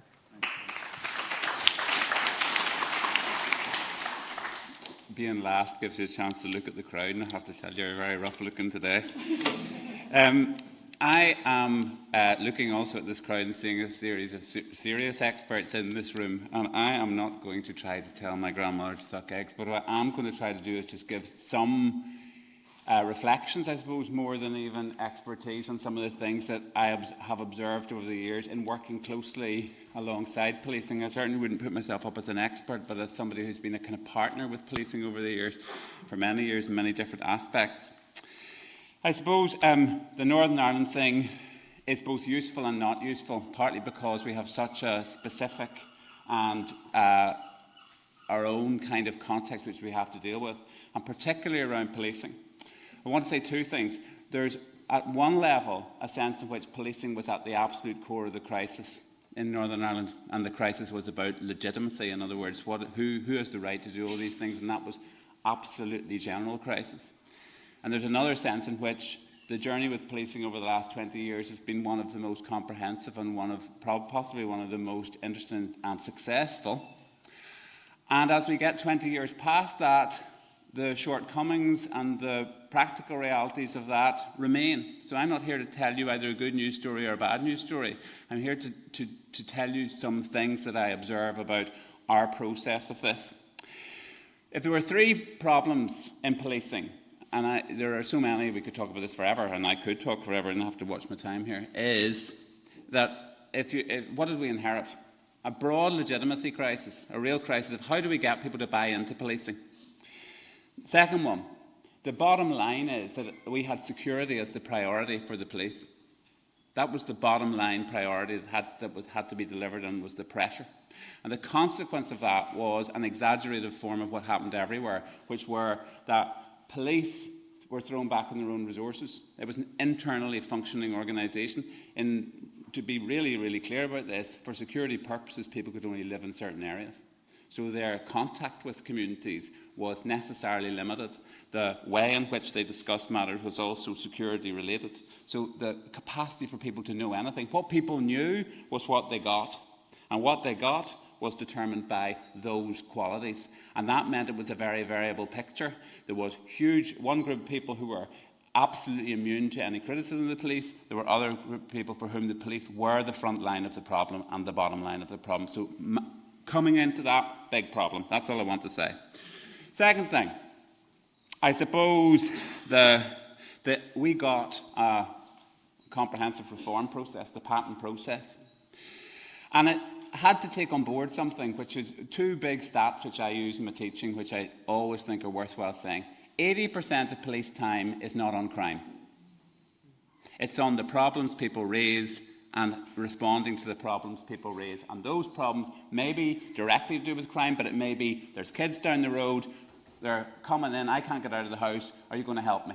It could be that there's mental health issues on the street. Somebody needs to pick that up and deal with those issues. But the range of issues is simply gigantic. So 80% is not spent. And the second thing is the research tells us that more police isn't necessarily the answer. that what police need is the ability to identify what the issue is and concentrate resources on the hotspot, as you talked about. And second of all, have a lot of tools in the box. In other words, have a lot of different responses. Because the bottom line is most problems that people face aren't simple. They're complicated. They need lots of people to deal with it. My moment on policing, actually, I see Judith there, was actually in San Diego. We went to San Diego and they said to us that they tracked all their stats. And they had all these people, assaults in one particular area. And they didn't have the resources to put people on every night just to track the assaults. And so they did a bit of analysis. And they discovered that the issue why there were assaults in that area was lighting. That was a place where people could gather. The answer was lighting. Is that a police response? At one level, yes, it creates community safety. But is it a police resource that should pay for that? Not necessarily. You need the council, or you need, in our case, the Department for Infrastructure, to come in and to put the money into that. So how does that happen? How does that money come from one side to the other, and how do we do it? But what it raised to me is that a policing problem is bigger than the police. And one of the things that the Patent Community said was, Patent Commission said it's policing with the community. And I really want to say that. Policing is not necessarily the police. He said policing is something that all of us want. It's like well-being. It's like health. Doctors aren't health. The police are to policing what doctors are to health. In other words, health is bigger than the doctors.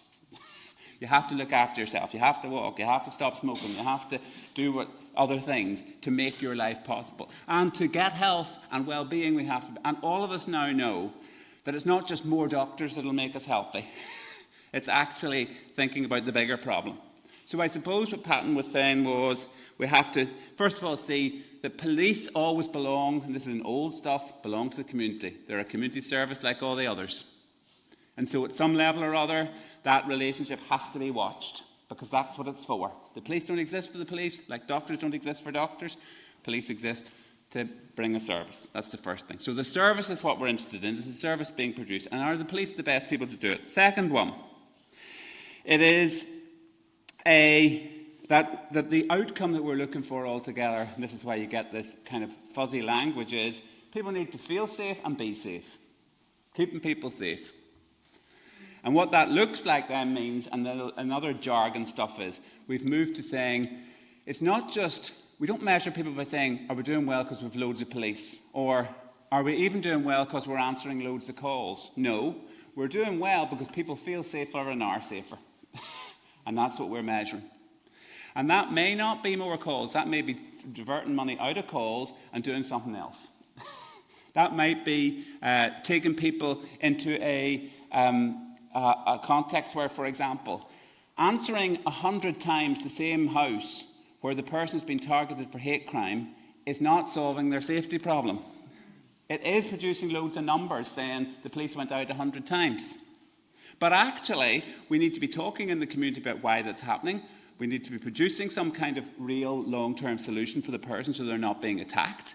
And that's going to require the housing authorities, the local authorities, the community development organisations, the supports from local communities who can talk about what the experience is. You're going to need them all.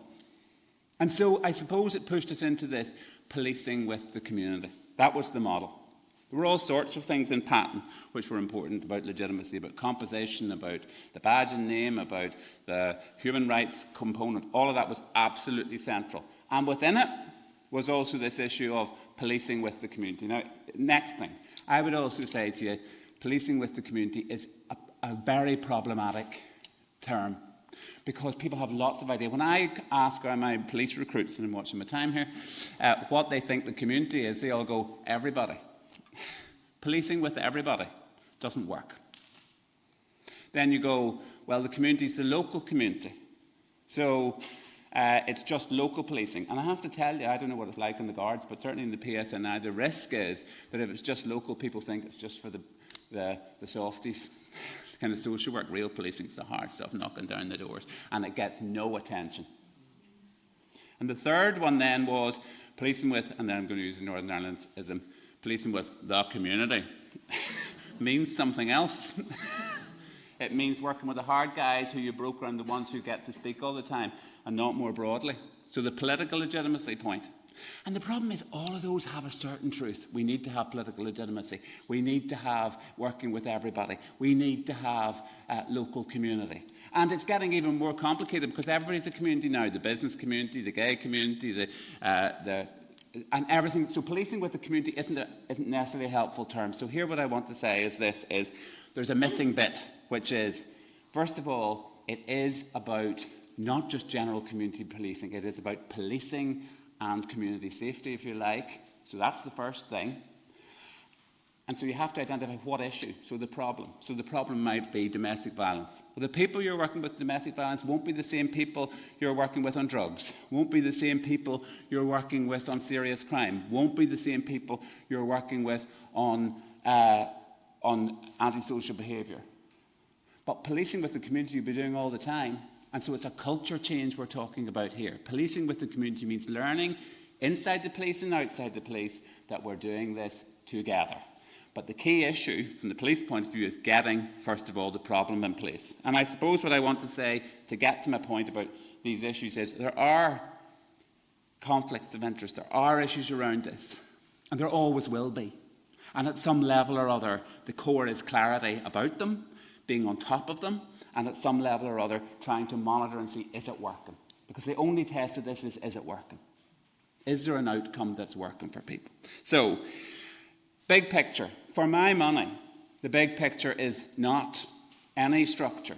It is the culture. It's this outcome. That's the big picture we're looking at.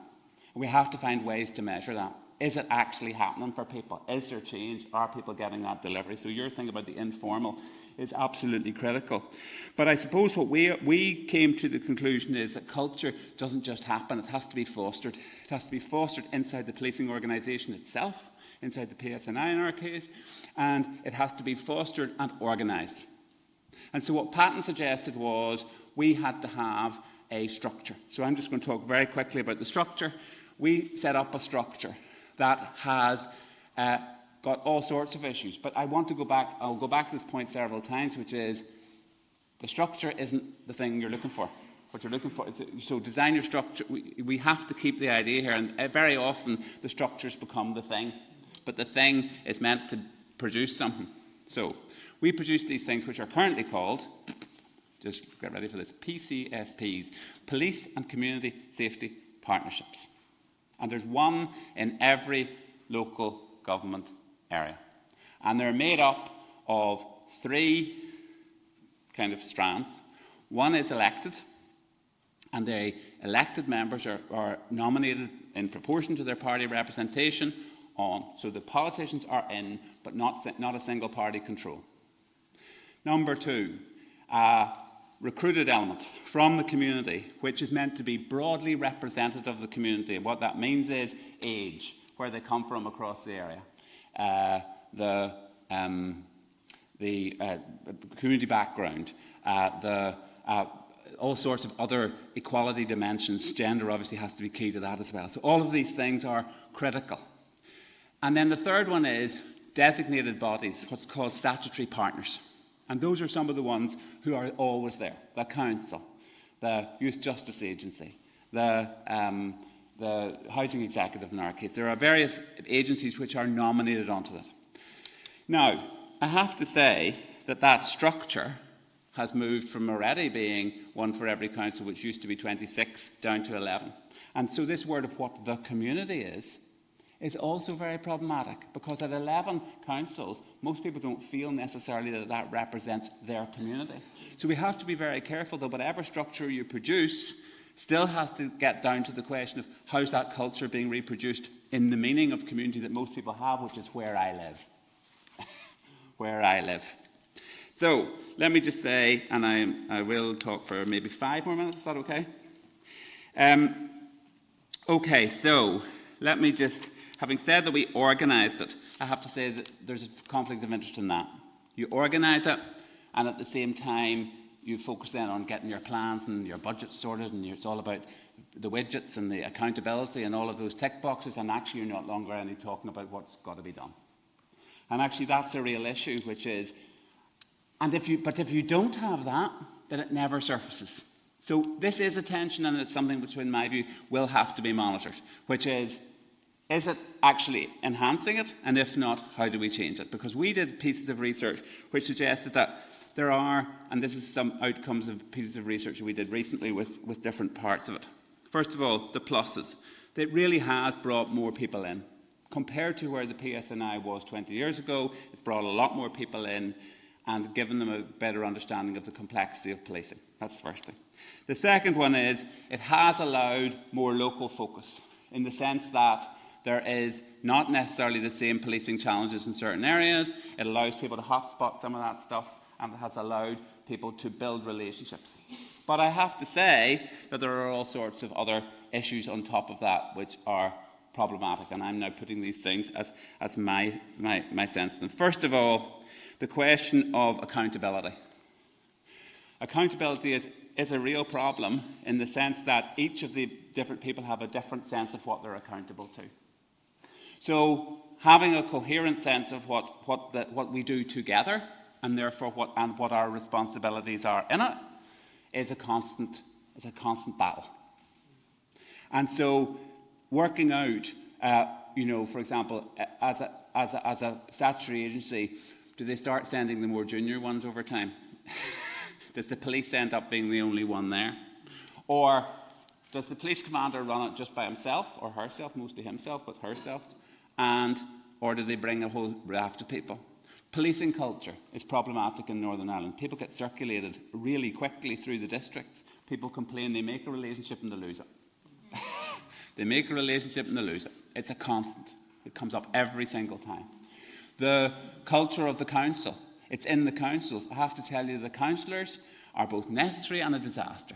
They run it like it's a council committee. Next, and they expect other people to do the work, and all they do in accountability is not be accountable, but hold other people accountable.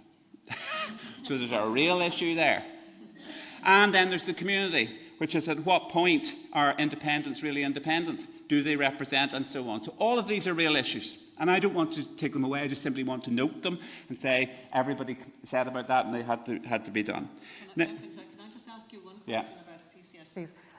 Is the police commander, does he have to bring his precinct plan for approval and sign off to the PCSP? There is a local policing plan, and he brings that to them, and then he has to. One of the things I didn't tell you, which I probably have to tell you, is that the PCSPs themselves are technically divided into the PCSP and then there's a policing committee. Now, some of them, the bottom line is what has emerged is practice is very inconsistent about how they operate that. It's inconsistent at the level of the PCSP. Some of them have a separate committee, some of them do it together, some of them do it before, some of them do it after, some of them take it seriously, some of them don't. The oversight has been problematic.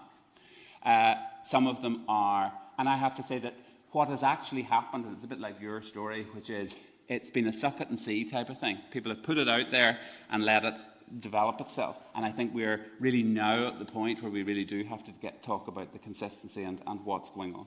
So I would say to you, it was more of an experiment than a plan.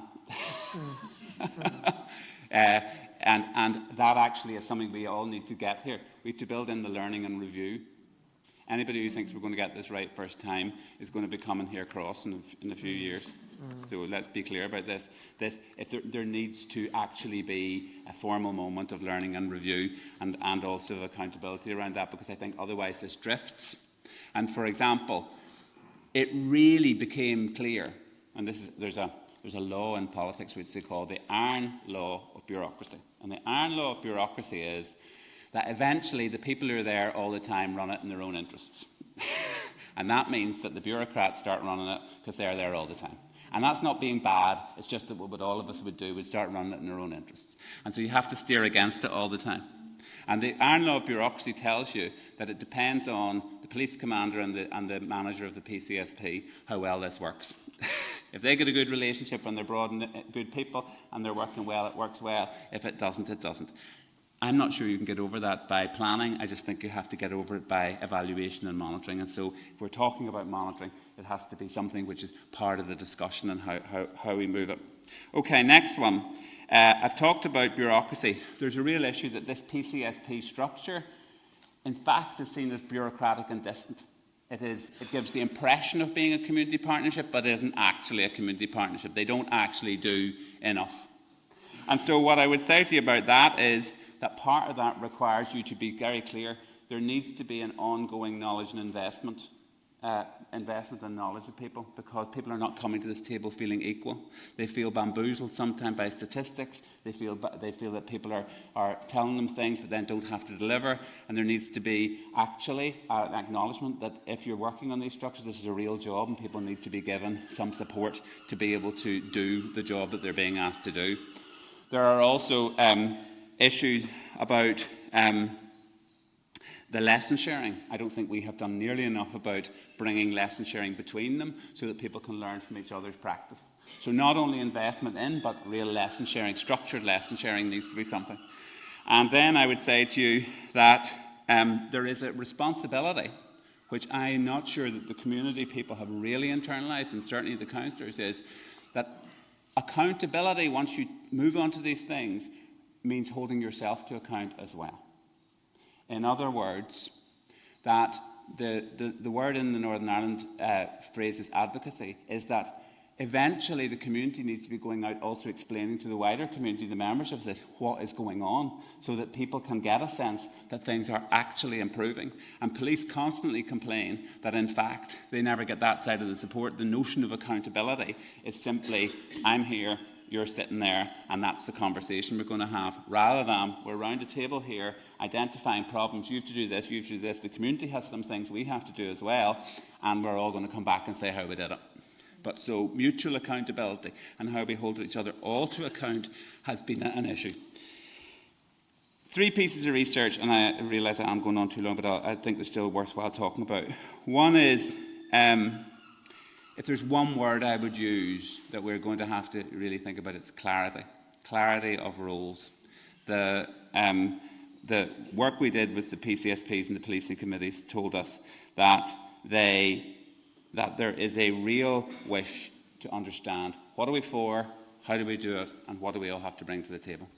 So maybe that's a work over time. Maybe we need to set that out in advance. What is it we expect them to achieve? How do we expect them to achieve? And how is this going to be monitored? So clarity of roles. And that includes performance oversight, learning, and what are we doing with that? Next one. I think in the police, there's a real need to get our heads round that this is not just about new structures, it's about a new culture. How is this culture translated into everyday practice? Now, everything that we found was this. We just did some research which I really found really interesting. The police in Northern Ireland, I think, have developed some really good models on thematic issues like domestic violence, drugs, hate crime. Quite interested, children, missing children, all these kind of things, where there are good interagency partnerships working in a way which you can actually acknowledge. But that's professional to professional. Where you get massive feedback is that local policing has been the first port of call when austerity comes calling. That you're pulled back, that we have no mechanisms for the police to really understand our issues, that the police focus only on emergencies, therefore they come in as a security force, but they don't come in to deal with the things on the everyday and know how these things work. And so that policing with the community and the empowerment of local police officers to do this and the monitoring of this, working this through in the police organisation will have consequences. Will have consequences, because what to be a police officer is to also address the 80% of things which are not crime, but also to understand that to get your work done, you need these people. That's why you're there. And so so if there's a change in the PCSPs, there's also a need for a change in the policing culture. And then I suppose as well that there is a real responsibility on any structure you put in to foster that, to see the main picture. which is that your success isn't just ticking your box either. It's actually, is policing in this area working? Are we solving the problems that people are actually bringing to us? Are we a mechanism for identifying the problems that are genuinely there? Is there an evidence base there? And how do we hold ourselves to account for the delivery? So the PCSPs, or whatever you put in place as a community safety partnership, also needs to know that it's responsible and accountable for that development of that culture. Because at the moment, I would have to say in Northern Ireland, I think the PCSPs are more present in their own mind than they are in the mind of the ordinary people. That their sense of responsibility for actually developing police has not developed as we would want it to, and that the police feel that in the end it just comes back to the professionals and we have to do it ourselves anyway. And the PCSPs feel that the police bamboozle them with statistics and that they never can get a grip on it and they always know the stuff, so sure, what can we do? So there's something which says, and these really are my last point, so you'll be glad to know this. My words for you are, learning from Northern Ireland, clarity. Clarity really is important about these reviews because the conflicts of interest are real and they need to just, that's one of the things we need to monitor. We won't get away from them because they're real, but we need to be serious. Second, review. I don't think we have... I was talking to a former police colleague of Judith, Peter Sheridan, the other day, who said the problem is there's no institutional memory. We do all these things and they just get left on the shelf and nobody ever goes back to revisit them and update them or review them. And actually that is a real culture in policing. So we need, I would say, learn from that now. Let's do that. Is it working? And get some people from the local community to do that monitoring as well as yourselves. And then the monitor. Find a way for people to report. Actually, evaluation is different in this system than it was before. It involves quantitative stuff, but it involves qualitative stuff. There needs to be something which builds in, which tells people this is working, this is really working, or it's not. So something which allows the evaluating authority or the oversight authority to know that and understand that this is a work in progress. We're all learning here. We need to create the culture. We need to have this not just as a one-off meeting, but as a constant, as some kind of opportunity every now and again to check in, because this isn't going to work in a oneer. This is going to take a bit of time. Thanks.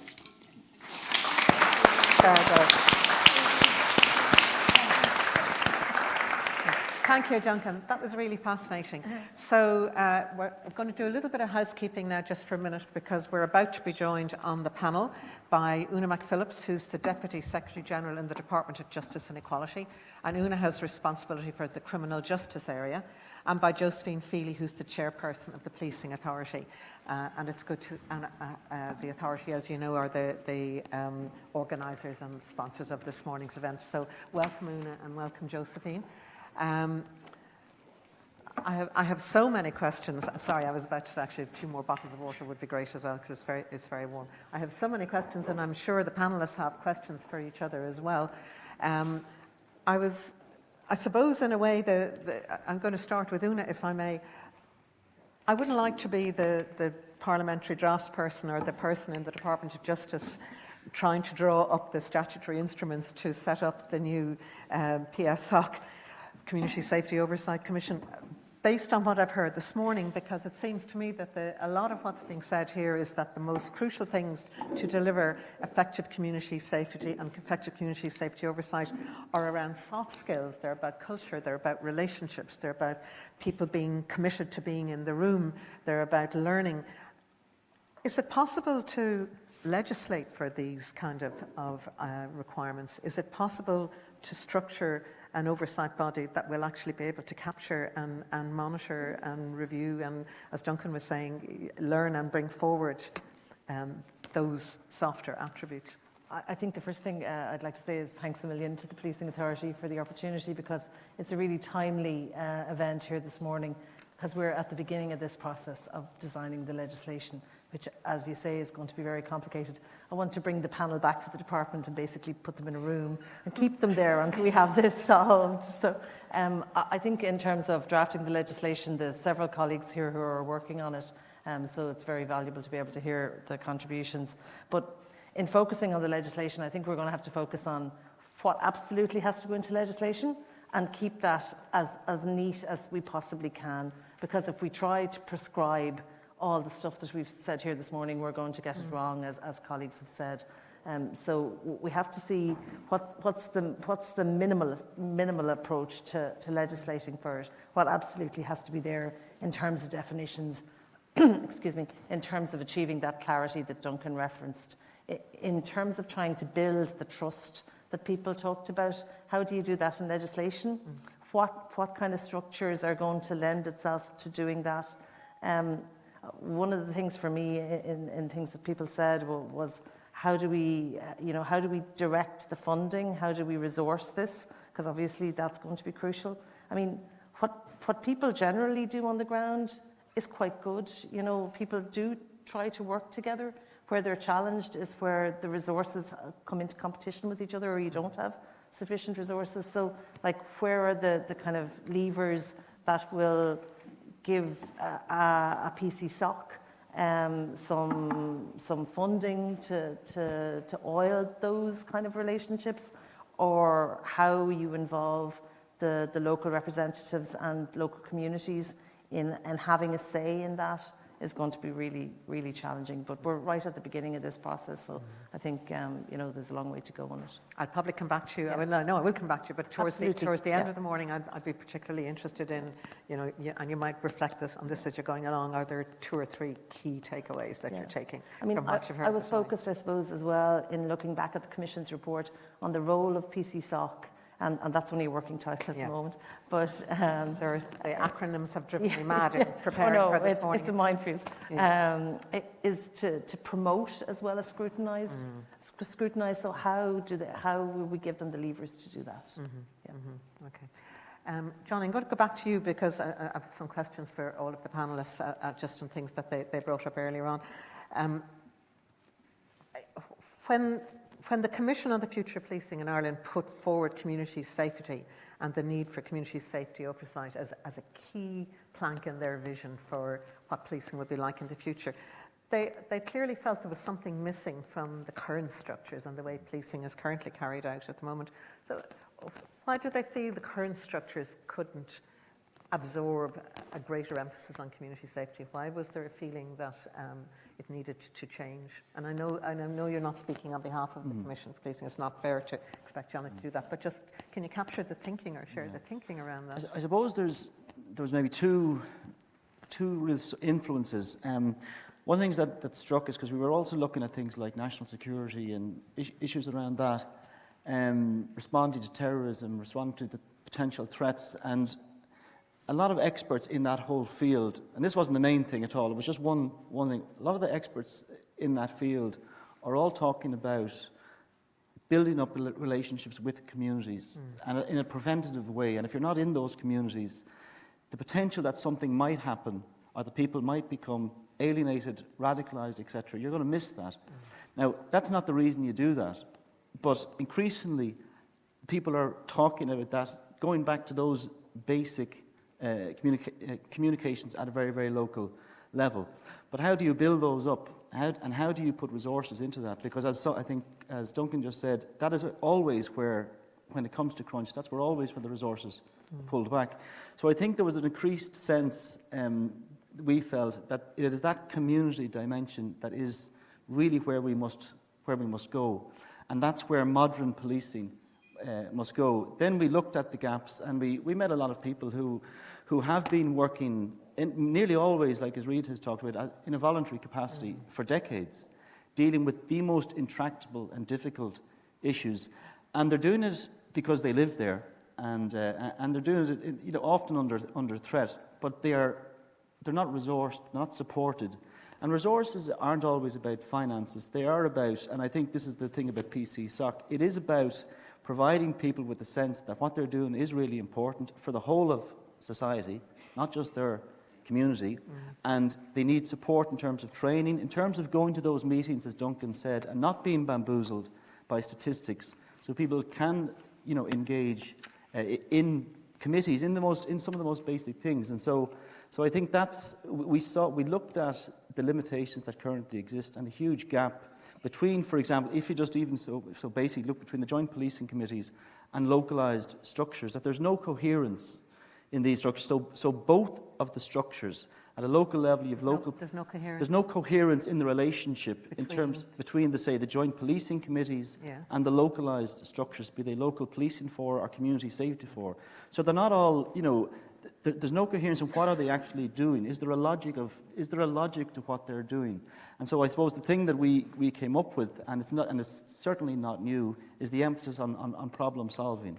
That you come together and it's not about your structure, it's about the problem that you're dealing with at that moment in time. And you can communicate outwards and say, this is the problem that we're focusing on, whatever it is. It may be domestic violence, it may be drug dealing in this park or whatever, and that's what we're all focusing on at the moment. The structure facilitates us in coming together. And so I think a lot of it is, that's where we were coming. We just noticed a huge gap in there. And also the thing was that the desire of everybody we spoke to, from police officers to community activists to other agencies, was they all want to be working in that way. There's a huge commitment to work in that way. But for some reason, the processes, and I think again, as Duncan said, it's about getting into the process and learning constantly, being in a reflexive process where the structure doesn't take over, but you are dealing with a problem you're seeing it through, you're looking at its outcomes, both positive, negative, and then you're learning, moving on to the next problem. So I think that was where we just saw that that's the basic ingredient from which everything else will then flow. I think if you don't have an understanding of what it is about community safety, then you can't respond, because there are all different levels. As I said early on, in this community here, there's totally different levels to that fear about reporting. So if the guard says, well, there wasn't any reporting, and the guard doesn't understand why they didn't report because they get their window in or whatever. If you go to the local council and say, well, we don't have that many reports on whatever, but we understand because the fear of what it's like to live in a community where you can get shot, you can get stabbed. So if those who make the legislation and those, they don't understand the depth of it. And you have to remember, some of those communities have been generational in poverty, and that because it's seen in a different view.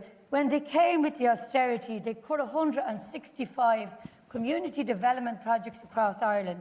They closed them down because that was easy to do, because those communities had voice to actually challenge back the state to say, well, how come your council? So they closed that down. They went to the youth projects, and our youth project would say, well, we're not the police. And we'd be saying it's a community development project, but you need to be talking to them kids. You need to be doing it. They're saying, no, we can't do that with them kids because we're trying to keep them kids from risk or whatsoever.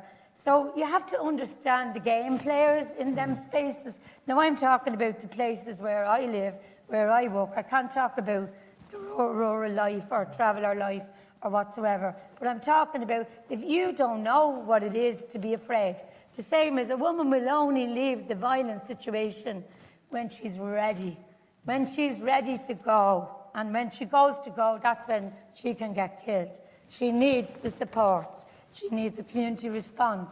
We need to value community development. We need to value youth projects and not cut them. We need to value drug task forces, drug workers, all of that. They all play just as much as the police and estate management. But if they come back on it as, well, there's not a report, and so we can't count in many reports. We can't do anything about that. That's probably the estate manager. Is that your fault? Yeah. Can I just come back in and just finish that point? Yeah. Or not finish Rita's point, but that is the other side of the coin, I think, that we noticed. Is that, like what Rita's talking about, the lack of reporting due to maybe fear of reprisal of local drug dealers, the issue of hate crime or whatever. These are fundamental challenges to the policing and criminal justice system. There's a huge number of people that don't see the policing and criminal justice system as having the answer to their problems. And so in terms of legitimacy, coming back to Duncan's point, in terms of legitimacy, unless there's a serious focus from the state into those issues, who knows what might happen. And you could go seriously backwards if we don't engage in that non-reporting and non-engagement. I suppose what I'm trying to tease out, though, is if we could take it that there is a consensus around the importance of the police and the Gardaí really understanding the issues on the ground, wherever they're, whether they be in rural areas or in urban areas, and whether it's the business community, whether it's the gay and lesbian, transgender community, all of the communities, as Duncan I think mentioned, but they're all there and they're all articulating their needs.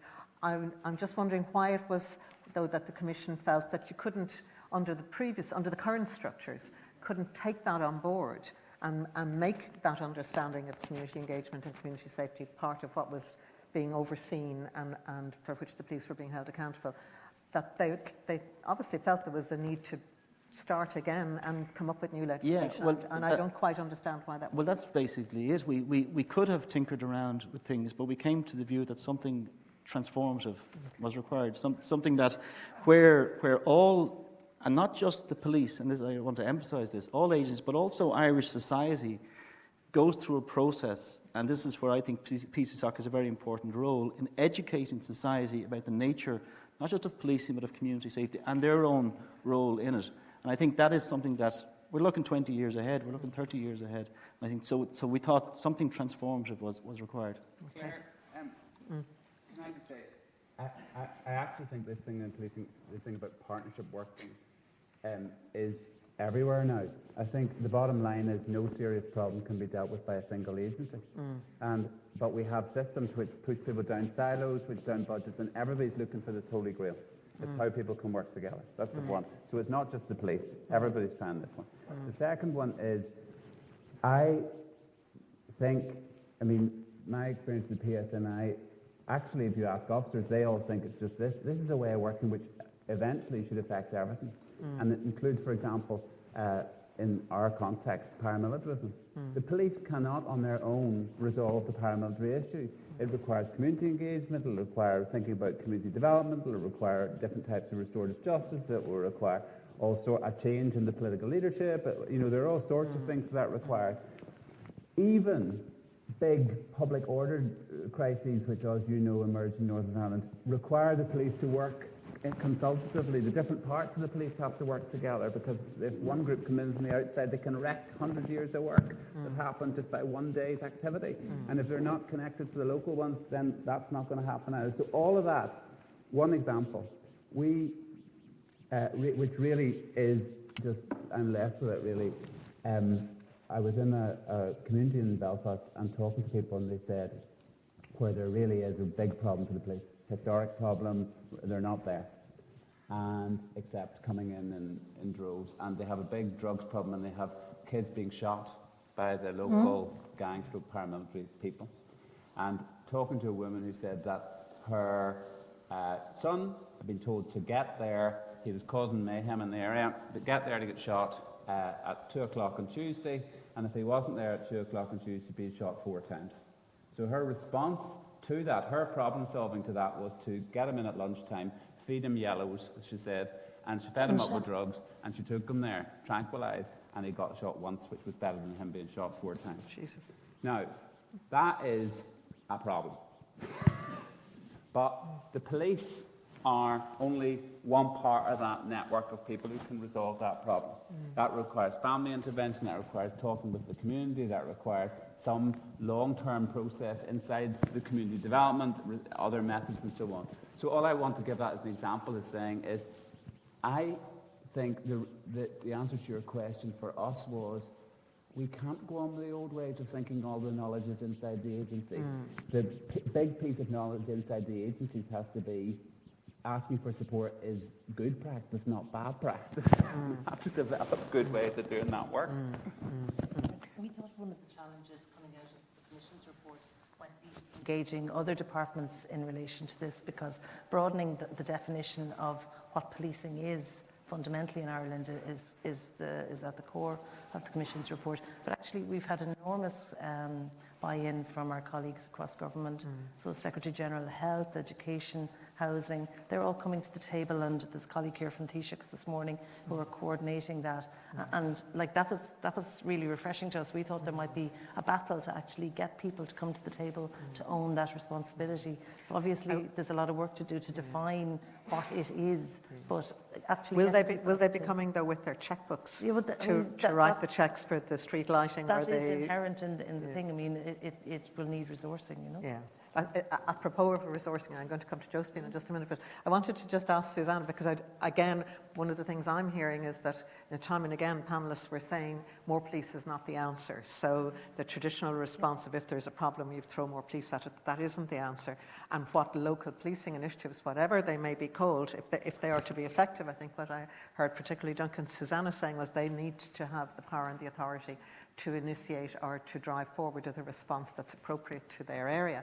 So you have a new Prime Minister in the UK, and he announced yesterday he's going to have 20,000 new police on the streets within the next 3 years.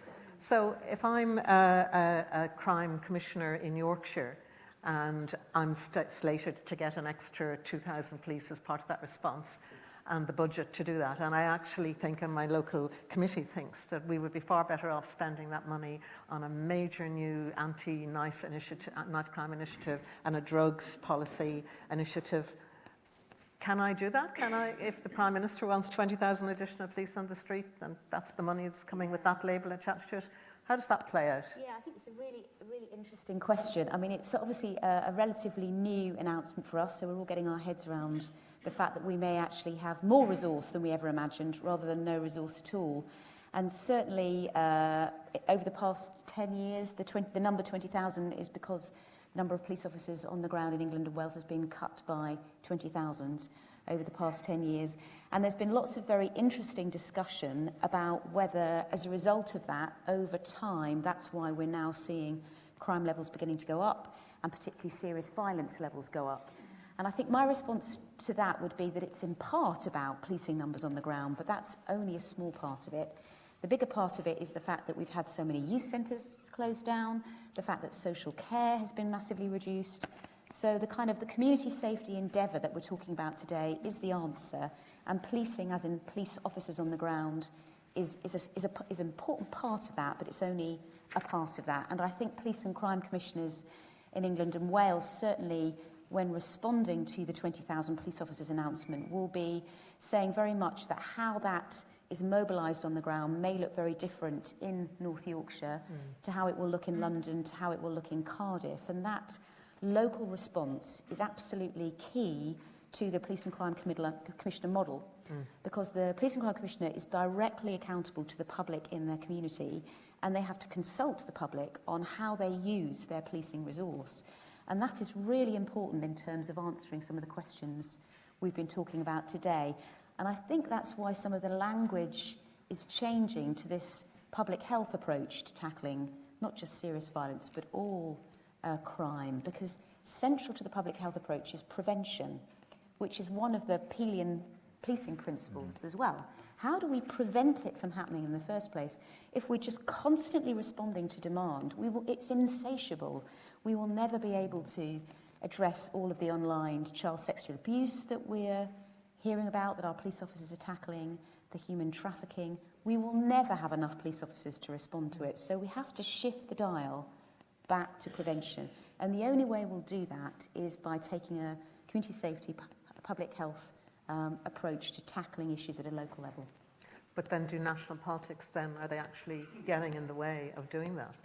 Because of, I know it's unfair, so if you want to take it away from the current, I mean, a new Prime Minister and you're in a public-facing role, but take it away from that particular example, but just let's say a hypothetical party becomes elected on a zero tolerance of crime policy, and they decide that how they're going to deliver on that is by really massively ratcheting up the resources into police numbers on the ground, as opposed to the prevention through education, through community, improving resources within the community.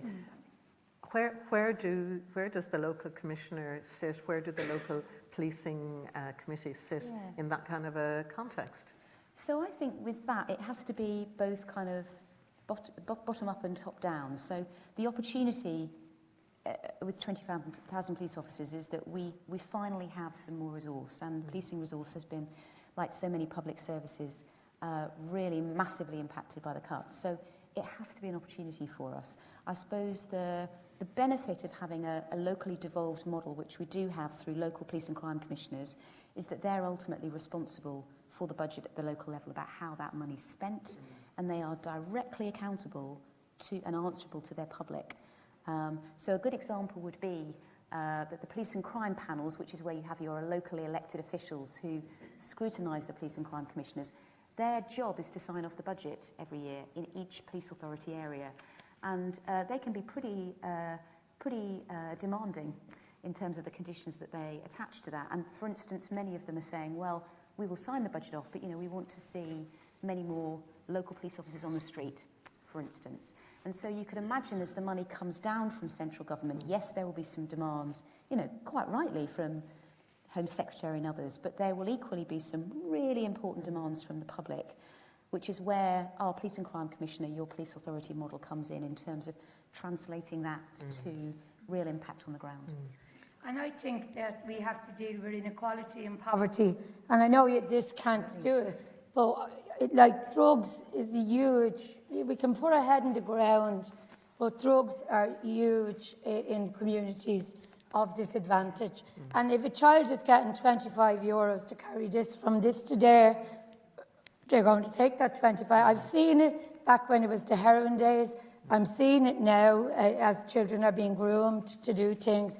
If you haven't got enough to live on, if you can't turn your lights on, or you make the choice between gas and your heating in the winter, even though you have this media that says, oh, everybody is getting better and all chips are being lifted up, they are not being lifted up. Austerity has killed people, has pushed them into suicides, has done lots of things. So if we don't, in across parties, we can have all the police and then give all the people their jobs and all that. But if we don't deal with where the root causes are, we're really in a danger zone. I am really frightened.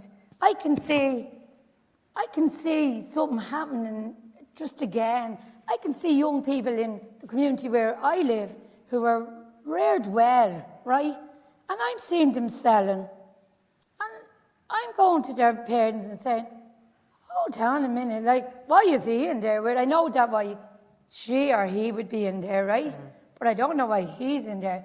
Because it's all about the hash, it's about the cocaine, and now just the crack cocaine. Now, the crack cocaine is a different ball game. So there's, how does some live in that kind of life all their lives and stay on the 4 generations and be good and come out of it? And how do others just know that they can go to college, just know that they can go and visit Australia? And I know we may not see them in the context of this meeting, but they're real realities: inequality, poverty, who gets policed, who doesn't get policed, who's valued, who isn't valued, who gets housing, who doesn't get housing. And it's all changing. And if our society, if it really wants to be a safe place, it has to deal with the bigger issues. And now with these, and I'm using this platform to talk about the review on the drugs task forces that think that the only people you deal with is the person taking the drugs, that you don't deal with their family, that you don't deal with the community where they cause the mental health and all that stuff.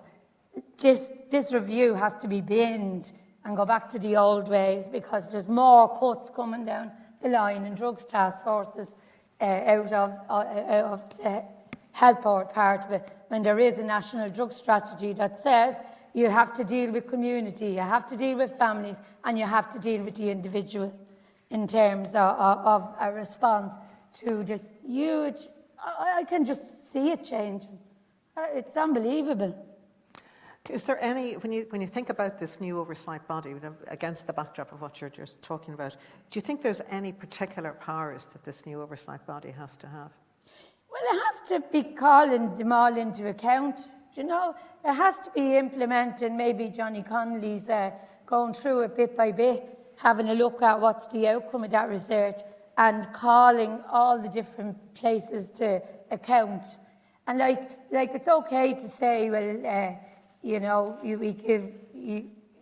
I'm using this as an example. You get a home, and but you don't apply to the rules of how that community lives, or you get a home. This is one example in one of the areas, right? So you've gone over to live in another community, but you come back to the community of your origin and you cause havoc in it. And then we go as a project and say, look, you need to be going to that side of the canal, calling in them families and saying this is what they're doing in this community. And then they come back and say, but we can't really go to that side because they're not doing it on that side. Yeah. They're doing it on this side. So how do you change that? Yeah. So how do you call someone into account if they can't call people into account? So that there has to be some outcomes for terrorising communities. There has to be. You can't just say that this piece of legislation, you have to change it. You have to give them powers to local authorities if they have to evict because of antisocial behaviour. Why should, out of my block, I told them in my block, no, this person coming on this block is going to destroy our block. They said they can't, she has a right. Lo and behold, on the block. Lo and behold, it never happened in the blocks that I live. The people that's down here in the black suits, 30 of them running up, putting a door in. We were at the saying, no, we don't think you should. We all had to pay the price. We went through the terror of that night when they came up. She's still up there. Block is getting destroyed. Sorry, they're very small, tiny little things. But, and I said when Helen came out, I said to you, Helen, when they built Ballymun, they made paths. When people came, they actually made their own paths.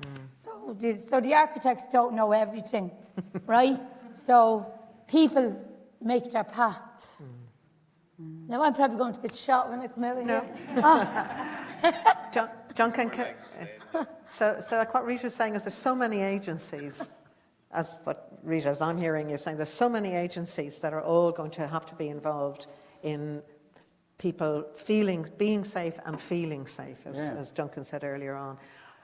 But how can this new oversight agency, Duncan, based on what you've seen in Northern Ireland, how can it get accountability from take that housing issue, even the range of agencies that would need to be involved in tackling the antisocial behaviour of one person who has moved into a block and makes life hell for 20 or 30 families who've been living there happily?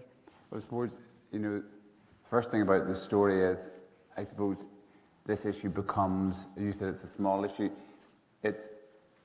that's where the rubber hits the road. It's in the actual stories and real people. So that it just makes my point, which is that in the end, structures, you're organising structures to deliver real change down at the bottom. So the measurements have to be about, those stories. And to some extent, policing will always be about responding to the things which went wrong. So the very focus on problems. We need. So I suppose what I want to say is this. One is professional accountability looks like delivering to your purposes and to your and to what you're meant to. There's another. All kinds of accountability is the same thing, but to account, there's a other kind of accountability we have to build in here, which is when you don't actually know what the right answer is, but you're trying something out, there has to be some room for people to get serious about failure as well, that we tried this and it didn't work. And the mechanisms of what we call accountability. And one of the responsibilities of an oversight authority, to me, therefore, is coming out here is actually, and this always sounds dead soft, but it's this thing of telling the story properly. It's actually trying to get their head around what actually happened there and what we're going to do and how these things, and developing this. And I think Ireland is quite good at this, kind of national conversation around some of these issues, which is sometimes we're not sure and we have to develop that kind of process. So accountability needs to look, and this is where the conflict of interest issue that I was asked about really comes in, is maybe the words aren't quite right yet. No, we haven't got the right words. But there's one thing, which is holding professional bodies to appropriate standards and making sure that they are using the resources properly and delivering according to what they said. That has to happen. And then there's another thing, which is we have a big problem here with drugs in this area. And we have to set ourselves some targets about reducing that, and we have to describe to the public what we tried, and we have to keep going. And that is therefore, for me, part of why on this body and at local level, you need a lot of people talking about this. It can't just be the police who are held accountable for failing to deliver this. This is something which we are all working at and which needs to be taken seriously. And I do think, therefore, that in shifting this culture, and I think in Northern Ireland we're having a difficulty with this. I don't think we've all bought in responsibility for this. People still responsibility shift because the blame culture is massive. But we have to develop ways for people to start talking about trying things and what worked, rather than just telling things. If you tell the truth, you're going to get whacked in some of this stuff. And I think that's one of the oversight authorities going to be the job. And certainly from the PCSP's point of view, if I was to really say, and I've always been said, if I'm very honest, I think on this issue, the police made more moves on this than the community. I don't think the community has yet worked out how we hold ourselves accountable for some of this too. So we have that's a task, I think, that we are going to have to work on now, because But I think because of your context, Yeah. that's a different ball game. of course it is, yeah, it Do is you know a what I different mean? ballgame. Like, that's a real different ball game. It is, and when I say, as I say, when I say the community, it is that the body as a whole says we tried this and it didn't work, and there's some responsibility sharing around that. I'm still struggling somewhat around the oversight end Yeah. of both the soft, and I see the audience are all getting interested now, so that's great. I just want to pop one question to Josephine and we come to the audience then. I'm still struggling around what the panelists seem to be all saying, that the core things you need to make this new understanding of policing and community safety work are clearly resources and flexibility to allocate resources based on local need, as opposed to being entirely driven by national or political agenda. But what makes it work is changes in culture. You talked about, Duncan, relationships, and you mentioned that, Susannah. And I know we've somebody I want to get to from the Scottish experience, where you said things worked very well. So I'm going to go to them in just a minute. About people wanting to be in the room, about building relationships. And I think both Johnny and Duncan also said that they would envisage those local structures, the membership of those being fluid and changing, because you were talking, Johnny, about if those local oversight structures are focused on problems, as the problems are changing over time in a community, the people who might be involved this year, as there's a particular focus, let's say, on tackling youth crime, those people might then finish their time on that body and leave, and next year there might be a much greater focus, for example, on dealing with racism and antisocial behaviour, and a different set of people might come in. And I understand all that. Where I'm somewhat challenged is how do you oversee that? What do you measure? How do you make the body? How do you make both the Gardaí and those local committees or oversight bodies? How do you make them accountable, and what are they accountable for? And I'm going to bounce that one to Josephine and say, have you any greater illumination on answering that question now at this point of the morning, or? I'm afraid not. And I've struggled with this question since the very beginning of the Commission's report. It's absolutely common cause, completely accepted, that the modern policing issues, and use that word loosely, are much more complex, and they need different responses. They need multi-agency responses, they need community engagement, and they definitely need support and community development support. And that's a given. And what structures you use for those vary across the country. I mean, Ireland has had some significant successes since the 80s with well-developed partnership structures, starting indeed here in the North Inner City with the various partnership companies and so on. So those are not new concepts of community development. What is missing, and that's been identified by some speakers, is the power to compel certain statutory agencies to be there, to be there with their wallet, and to actually do what it said, what it said on the tin. That's based on the experience, and I'm cutting it down. So So at one point, as the conversation went on, I was writing down, okay, now I know. The oversight body is to oversee the partnership, not to oversee the guards, which is what we do now. And I don't know if that's the objective. But at one point in the conversation, that was starting to look a little bit clearer, that actually that was the oversight body's function. I don't know, as I say, if that's the intention. And I'm not sure that I still had that view at the time I got to the end, but in the middle, I was seeing this logic that an oversight body would actually be overseeing this multiplicity to see where they're coming with their wallets and where they're coming at the right level and where they're doing what it said on the tin. Now, if that's the objective, then absolutely, both based on the policing authority's experience and the experience of colleagues here, that body needs authority. Authority to compel performance in some way, or to leverage performance in some way. Compel might be a bit strong. And then I run out of clarity after that. So I'm holding on to Duncan's point, because when the policing authority was established, and this is something we've said publicly in our own evaluation of our own performance, most of the actors in the country thought they knew what the policing authority was for. The police had a view, the police associations had a view, politicians had a view, commentariat had a view. Most of them never read the Act. Most of them didn't know that we actually had quite a narrow defined, clear statutory purpose, which we set about doing. But we were constantly being held to a standard that we actually didn't have the statutory capacity to do.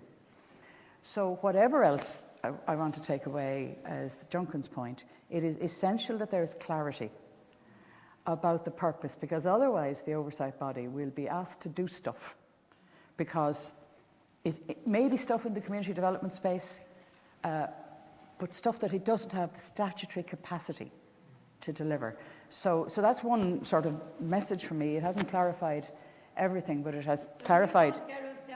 65 community development projects back. Well, this is the point. They're gone. Like, there's no point in saying there's a body there that has a label that gives it some responsibility for community safety. One of the questions that I haven't really understood is, normally in an oversight relationship, there's a body responsible for doing and a body responsible for overseeing the doing.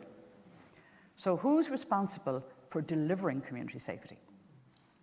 And if you can't kind of conceive of that notion, then it's difficult to define what the oversight body will be overseeing. Yeah.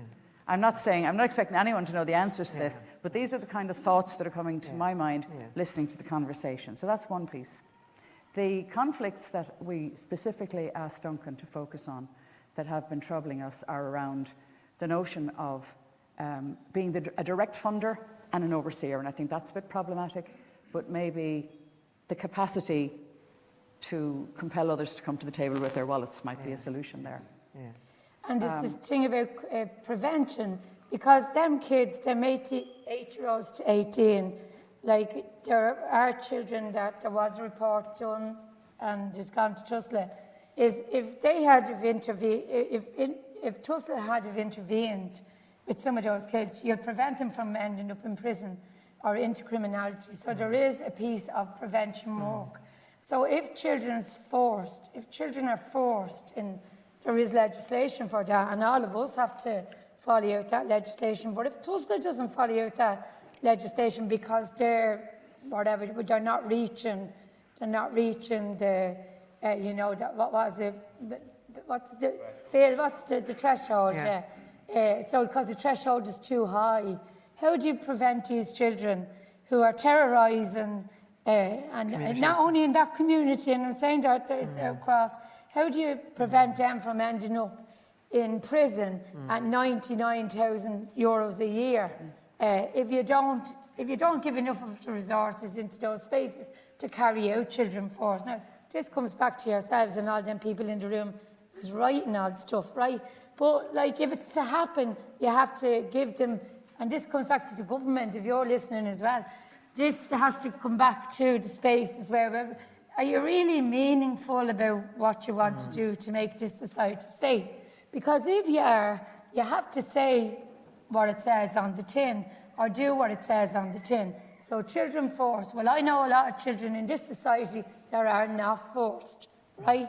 And it's not their fault. They've gone through trauma, they live in households, they come into our crash and they have witnessed stuff over the weekend, and it takes till Wednesday till they work out. We have children living in hotels, in one rooms, so if it's meaningful, then we have to change that context.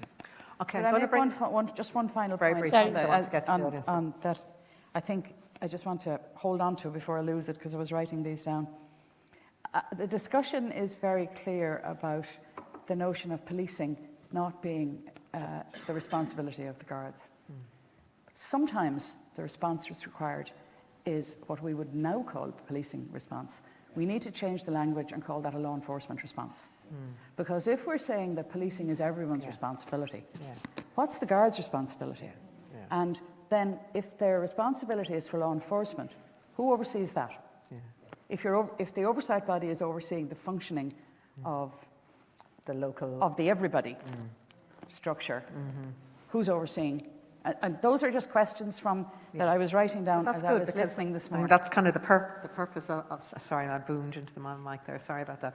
But asking the questions is good, and if it seems to me if at the end of the morning we don't have answers, but we have lots of good questions, that's serving the purpose of the morning well, because these are things that I'm sure the team working on this will be able to consider and work through. And like for me, the thoughts that were having there was about, the responsibility of guards and the responsibility of others when you identify an issue that's not your issue, that that the culture changes, that the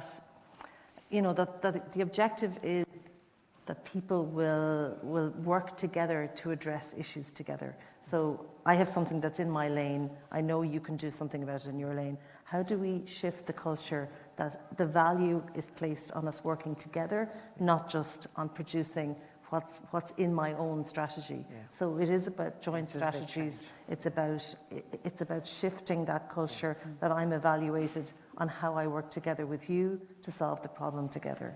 So there's a positive in it as well. I'm going to go to the audience now. They've been very patient and gazillions of hands up. I'm going to ask, there are two people with microphones who are going to go around. Can I ask you to identify yourself when you ask a question? And I'm going to be really lazy and start with the lady who caught my eye first, up in the front row here on the edge. Thank you. Thanks very much. Sarah Benson's my name. I'm with Women's Aid. And firstly, I want to thank the Policing Authority for convening this. It's been absolutely fascinating. I have tons of notes, and I regret that I'm probably just going to be posing questions more than anything else. Also really want to express gratitude for the fact that domestic violence has come up on numerous occasions, because it is such a cross-cutting issue, and just commend Rita and her colleagues on decades of work on this issue. I've one specific question, which is quite short for somebody to answer. It'll probably be Johnny or Susannah. I'm fascinated by this idea of public health policing, and I think Johnny may have mentioned that there may be some empirical research papers, perhaps from other jurisdictions. So even if it's a matter for emailing them out later, it's something I'd very much like to learn more about.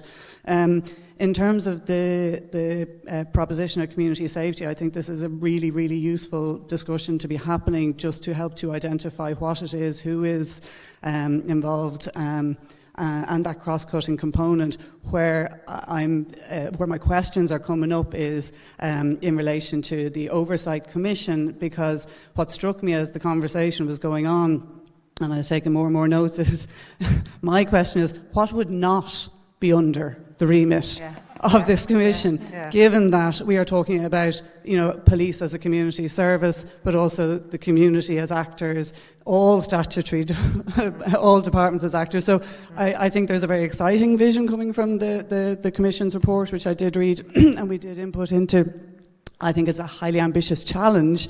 And so the one thing that we would always be fearful of is that, you have an opportunity perhaps to do something that has never been done before, which embraces the idea of, to use those awful business terms, agility and flexibility, but the high risk of bureaucracy being reinforced. And for me, I'd be interested maybe not for today, but as this discussion, as this consideration, progresses, is when we look at this structure, for want of a better word, because a commission will be a structure, whatever it looks like, is how does that then ensure that it harnesses existing expertise within An Garda Síochána? For example, we've worked very closely with the relatively new National Protective Service Bureau. There's the rollout of the Divisional Bureau. These are, really important structures which cross-cut a number of the issues that have been highlighted. How does this then, if it supersedes the policing authority, ensure connectivity with existing plans, but also department plans, but also TUSLA was just mentioned there. We also have the HSE. There's a lot of organisations who have legal responsibilities under these as well. And then the question of accountability, and I thought that Duncan raised some really interesting, questions around if we are all as a community accountable and not just as institutions and organisations, how does accountability, how is it held? What does it look like? And then coming from the community sector, how is the community resourced to hold up its end? Because I think that is where there's, massive motivation and so much volunteerism happens at that sector, because people are doing it for nothing because it matters so much. But if we're going to be held accountable for it, how are we going to be resourced to do it? Okay, so, very thank good. you. My God. Gentleman here with the beard. I'm going to take 3 in a row, and then if there's an obvious response needed, we'll come back to the panel. But for now, I'm just getting feedback and observations. And Una, I'm imagining that are there note takers? I should have asked, just so that people leave with the quality of the comments. I hope that we have that as well. Gentleman with the beard. Thank you. I'm Peter Dorman. I work with Community Action Network and been involved in community safety for a while. One of the things that I'm also doing is chairing a 4 forums network, which is for policing forums in the South Central area. So my kind of feeling, I was really interested in the whole discussion, is that something that we desperately need is oversight. Actually, it's one of the things that's really, really missing. There are all the agencies, kind of around the table at a certain level anyway. We've been working on a strategic plan, which we hope involves some of the things that are reflected in the discussion here, identifying the hotspots, looking at this thing called community impact assessments, which a number of us in the room have been involved in piloting, which is about talking to people in the area about the impact of what's happening on them, and that being then the basis of the action planning, and then going back and asking them, has anything changed, and constantly doing that until people are being to say that things have actually improved.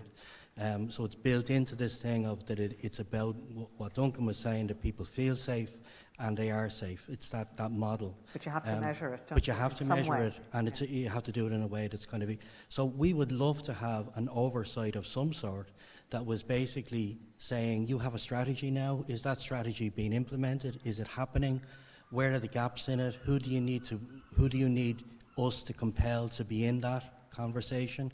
What processes need to be resourced to build the relationships and partnerships so that strategy can be developed? All of those things. And much of the resources would be resources that are already in place, just need to be redirected. But in some cases, there will need to be, particularly where areas are really, really struggling under community safety issues, for community safety staffing of some sort, because the challenges are just so big to bring everyone together and to do all of that work. Okay. But I really welcome this discussion and wish everyone well in their progress. I'm going to the lady in the front, and I'm going to do a chunk at the back then after that, so just because you're near the mic. Yeah. Okay. My name is Madeleine McAleer, and I have found this morning really interesting because from the accent, I'm originally from Northern Ireland, and I lived there in the 60s and 70s and 80s, and then moved to County Clare and have been working there for 30 years in the community development area. And one of the first things I was going to say was just to completely agree with what Rita said there, that may not have been clearly heard, was that to take this seriously, the community development projects that were just shut down need to be put back in place. You will not be able to do this because the community development projects were the ones that were working directly with the target groups on the ground, day in, day out. And the amount of time we spent setting up a community development project in Ennis, the amount of time people have given on that committee, the amount of support and empowerment of individual people from the target groups. And I saw changes in people over 10 years that I would not have believed. And we had all those target groups representing their groups on all of these committees, the strategic policy committees and all. And now I'm back to being asked to be the representative on the Joint Policing Committee, because without the support, those people will not come on the committees. So here I am, a worker in the area, being the representative, and it's not possible for me to feed that back to the target group. So unless you put the community development projects as they were, overseen by people from the community on the committee, not, well, I don't know how partnerships work overall, but they can't do what the community development projects were part of the partnerships. That's why they worked. So that was the first thing, which is just a little side issue, which I think is the important issue. What that's really saying, though, then, is that there has to be a decent budget at a local level given to the communities. You're presupposing that would be the decision everywhere. I suppose standing back from it a bit, yes, there would be decent money at that local level to be decided what is the best way of spending that money to deliver community safety. Yes, but... And you're saying you think it would be, and you're probably right, but I'm just making yes, the point. The decision should be, it should be money that would go, and the decision would be made in that body at that local level as is appropriate for the community it's representing. Yes. Yeah. Okay. And so the area I work in is violence against women, and was involved in setting up the services in County Clare. And every year we had a strategic plan which said we were going to do education, prevention, research, and we were going to look at the root causes. 25 years later, we had none of that done because the needs that come to the front door for refuge, second stage housing, the first homeless plan, when we went on the committee, there were 4 categories of homeless. Women victims of domestic violence were one of those categories. That's why the funding followed, and that's why the funding increased for refuges. That's not... And so we set up a separate organisation, because you cannot do frontline service, education, prevention and research with the same organisation. So we now have Haven Horizons. The first job I had to do was look at models around the world that actually, around safety for victims and accountability of perpetrators.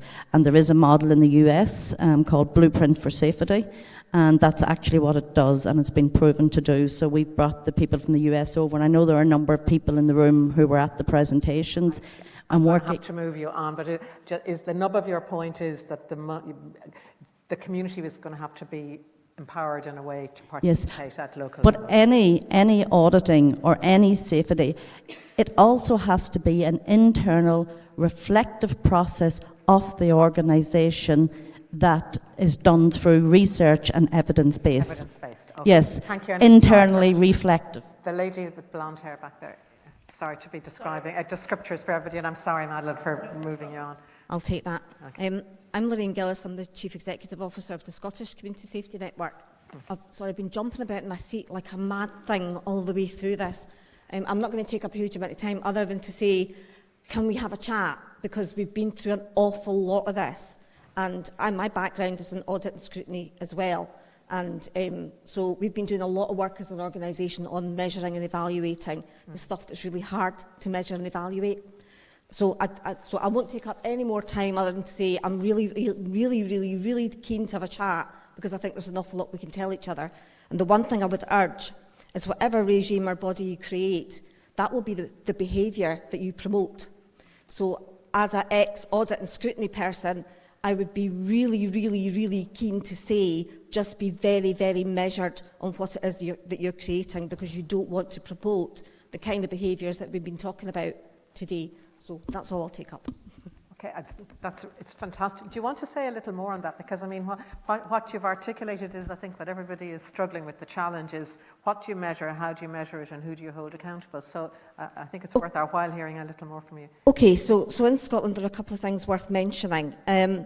We have 32 community safety partnerships, and they're part of the community planning structure. And community planning in Scotland, so while community safety is not in statute, community planning is, so by default, community safety is. The Community Empowerment Scotland Act came into force in 2014, and it's one of the most marvellous things I've ever been involved in. So I was involved in putting the Act together, and we're now involved in scrutinising against it. Basically, that works on the principles of subsidiarity. So the power, it needs to be as close to the bottom as possible. Mm-hmm. So in our community safety world in Scotland, we are now working towards the principles of the Community Empowerment Act. So we are concentrating on collaborative working in communities with communities, and we're listening to communities in different ways, and also the accountability. We are responsible to our communities. We have community safety boards across Scotland, and there are elected members on those boards. I don't say too much. The purpose of my organisation, so we were created in 1998 to support the development of community safety on a kind of legislative basis, policy basis, but we still exist now because we now support 32 community safety partnerships across Scotland. And the work that we do varies between sort of policy right down to supporting practitioners on the ground. The measuring what matters stuff is really important, because we think that very often we measure the wrong things. Mm-hmm. So when we're at our community safety boards, we are counting things. And that enforces a behaviour from community safety partnerships to do things that they can count. But actually, you don't really necessarily want to do that. You want to do the important stuff that is about resilience and community capacity and people working together. And I spend as much time in police headquarters and fire headquarters as I do talking to people around community development and community resilience. So we've been working very closely with Police Scotland, with the Scottish Fire and Rescue Service, with the Scottish Government, to develop a kind of Scotland-wide thinking about what good looks like and what we should be measuring. Very happy to share that. Today, we launched in partnership with Audit Scotland a principles-based approach to measuring community empowerment, because we think it's really difficult to measure the impact that you make to empower communities. But there are things that scrutiny bodies, and we've been working closely with police scrutiny bodies as well, there are things that we can look out for that give us a measure that we're doing the right thing. So that's a very, very important strand of work for us. The other thing that we mentioned a lot today is about public health. So we are creating a new body in Scotland called Public Health Scotland. And we've been working very closely with the development of that body because we have things in common. So we have a new principle in Scotland that we're working to create vibrant, safe and healthy communities. So we can see a natural alignment with the new development of that body, and we're working with them to think about how we measure that. So we've been doing tons of stuff, but it needs a national buy-in. And in Scotland, we have a national performance framework that's based on outcomes, so perhaps, you know, a lot of the groundwork's been done. But because some of the groundwork's been done, there's no reason that you can't learn from it. So I'm very happy to share. I have a feeling there'll be a lot of people looking to talk to you. Yeah, we'll send some stuff out, but there's some really good. The last thing I'd say is have a look at the Christie Commission. So in Scotland, we did a piece of work called the Christie Commission about 6 or 7 years ago, and that put in place the landscape for us to really think about the Christie Commission. It was the Commission on Public Services in Scotland. That started us talking about prevention, people, partnerships, place in a different way in Scotland, and so that's a really useful thing to look at. Okay, thank you very much. The gentleman in the purple sweater just there has caught my eye for a while. James Turtish, my name, member Donegal, Joint Policing Commission. I'm very disappointed that there's not a rural view on the panel. Very little is talked about rural policing. Policing doesn't stop at Balbriggan, Ashbourne, Naas or out in Bray. It extends to all of Ireland. I come from a county that has had a lot of problems in relation to policing. A county that Londonderry is just across the way, a mile from Muff. Lifford is across the way from Strabane. Pettigo is very adjacent to Enniskillen. And in all those 4 stations that is in the southern end, I would say there's probably about 8 policemen stationed there. Rural Ireland deserves a policing response. And Rita spoke about the fear of reporting crime. That fear also exists in rural Ireland. The word informers was often used. And historically in rural Ireland, there is an issue with people reporting crime or speaking to Gardaí. And that relationship with the Gardaí can only be fostered by people on the ground, by police being out on the ground, not just simply driving around in motor cars and being seen. Gardaí have to be seen to be on the ground and relate to the people in rural Ireland. And I was a bit disappointed that the figures were 10% that was given in relation to community policing. I thought that all Gardaí were community Gardaí. And if they haven't been trained in community policing, they should be trained forthwith from this moment onwards. And not just to those 10% that seems to be the people that are dealing with the community. And lastly, I think that supervisors should promote community policing in rural Ireland. And the other agencies that has a role there. And all criminals have two parents, a mammy and a daddy. And I just wonder where their responsibility lies in relation to the commission of crime. Thank you. Can I ask you, because you're currently on the Donegal Joint Policing Committee. Right. Do you wish that committee had more powers or more money, or do you feel it's functioning reasonably effectively at the moment? Yeah, I can't say that the Joint Policing Committee in Donegal is chaired by a member of Sinn Féin, an excellent body, works exceptionally well with the community, and it does brilliant work in that community. So you're not looking for anything particularly to change under this new oversight? You're happy enough with how it's functioning? I'm very disappointed that no mention, other than yourself, you mentioned about a home in Mayo or something, and somebody else mentioned something. But policing extends from Mallinhead to Kerry. No, I agree, and I don't think there's a deliberate non-intention. There are three people not from any particular background, and Rita is here representing a community group, but a lot of people in the audience from other parts of the country as well. In fact, I was going to ask Richard Kennedy from the IFA. Is that you, Richard? Yeah, this gentleman. I wanted to ask you. Would you want to comment on the rural policing issue? Well, I would add a lot. Would have a lot to add to what the previous speaker has said, and I was beginning to get a bit frustrated that, because you did mention that there was a difference between what happened in Lewisburg and what happened in Dunleary, and I think that is true. There's a different type of police, and I was concerned that there was the increase in the Gardaí was passed off to an extent, in our opinion, and we have members all over the country living in different degrees of isolation. Visibility of Gardaí is absolutely vital for those, in my job as Deputy President, I have a lot to do, meet a lot of people, and I meet a lot of Gardaí as well. And the difference in the Gardaí is amazing. You have some Gardaí who are very proactive and will help the community, and you have others who will give you the excuse that they'll hide behind the trespass laws or something else. But I think I'm a bit optimistic. I think the thing is improving, but I definitely think we need more Gardaí. Look, it's a combination, but we certainly haven't enough at the minute, and we need them to be more community orientated. I don't know what the training is like, but I know that there's a big difference between the top and the bottom.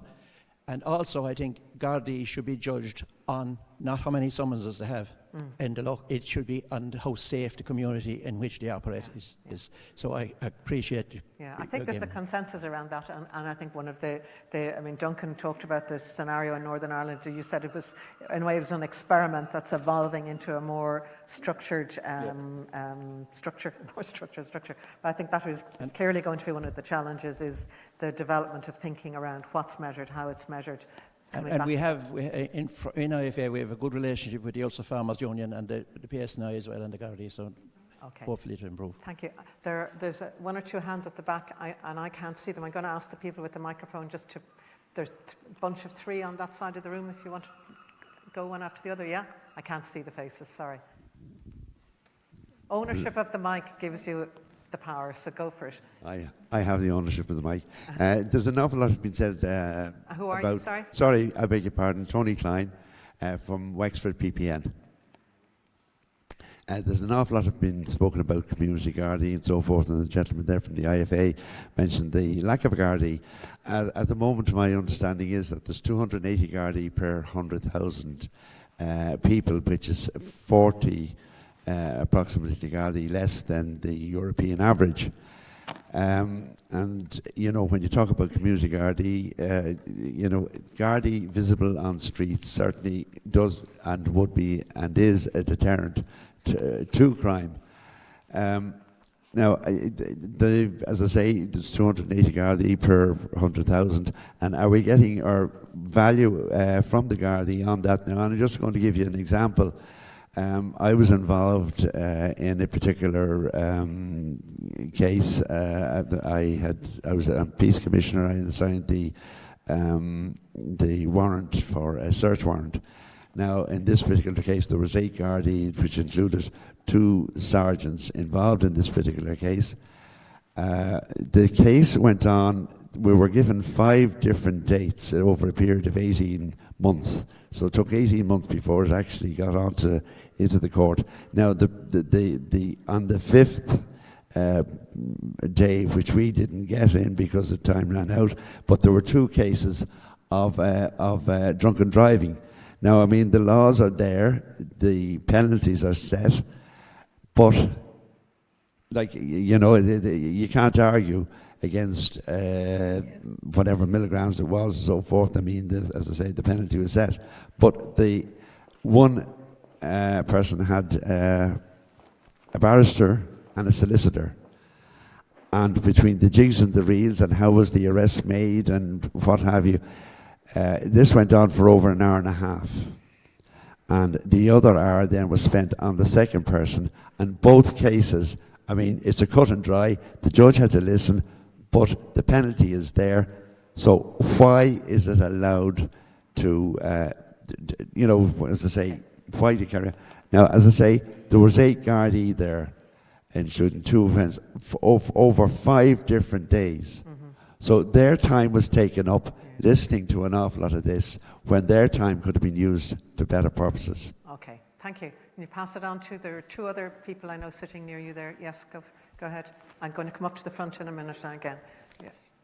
Vanessa Clark, I'm here today wearing, I suppose, 2 hats, Sligo PPN, and I'm on that committee as a representative of Community Alert and Winter na Tíre, who would have a long history, I suppose, of working in community safety.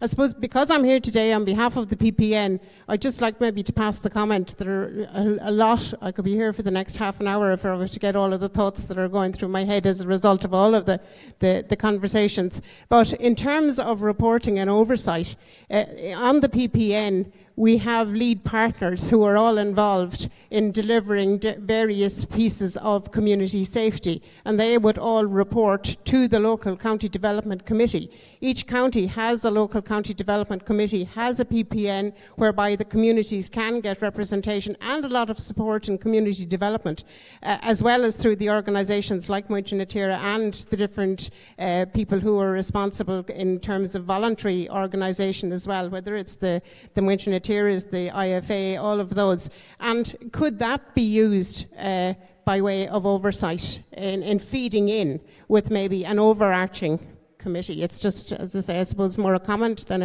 a question, but maybe both. Okay, thank you very much. I'm going to come up to the gentleman at the front here and the gentleman near him here, and then I'm going over to this side of the room. I'm sorry, if it's very hard to see everybody, and I know there are lots of people trying to get in, so we'll try and get back to the back of the room again. Go. Thanks very much, and thanks to all the speakers. Dermot O'Brien's my name. I'm the coordinator of the Youth Council in Wicklow, so Corlin and Ogue in Wicklow. So, you know, what I want to talk about, or what I want to suggest, or what I want to maybe implore people to think about is a third of the population of Ireland are under 25 years of age, but they're not CEOs of anything necessarily. They're not managers, they're not legislators, they don't sit in roles where you pluck the reps when you're trying to form a committee or a consultative group. So I would say there's a really important, you know, we're seeing the first generation of teenagers who were the austerity children. And they're punishing our society for what it said to them, which was, you're not worthy of resources, you're not worthy of the support, you know, and that becomes internalized, and then we judge them. And then we see on Facebook forums that they should be publicly flogged, they should be thrown in jail, they should throw away the key, these feral children out there causing mayhem, and we demonize them. And I think it's super important that even at the oversight level, at the highest level, that there are young people there who are co-architects. And when we talk about the importance of communication, the importance of cohesion, the importance of relationships, they know the world is changing so fast for them, but they're in it. They're in the change, and some of us don't even recognise the changes. So I think there's something really important. And you know, the final thing I'd say is that we have experience on the ground in Wicklow where young people are part of the solution, and they understand that it's also their role to create a culture of safety in their communities, and they're taking that on,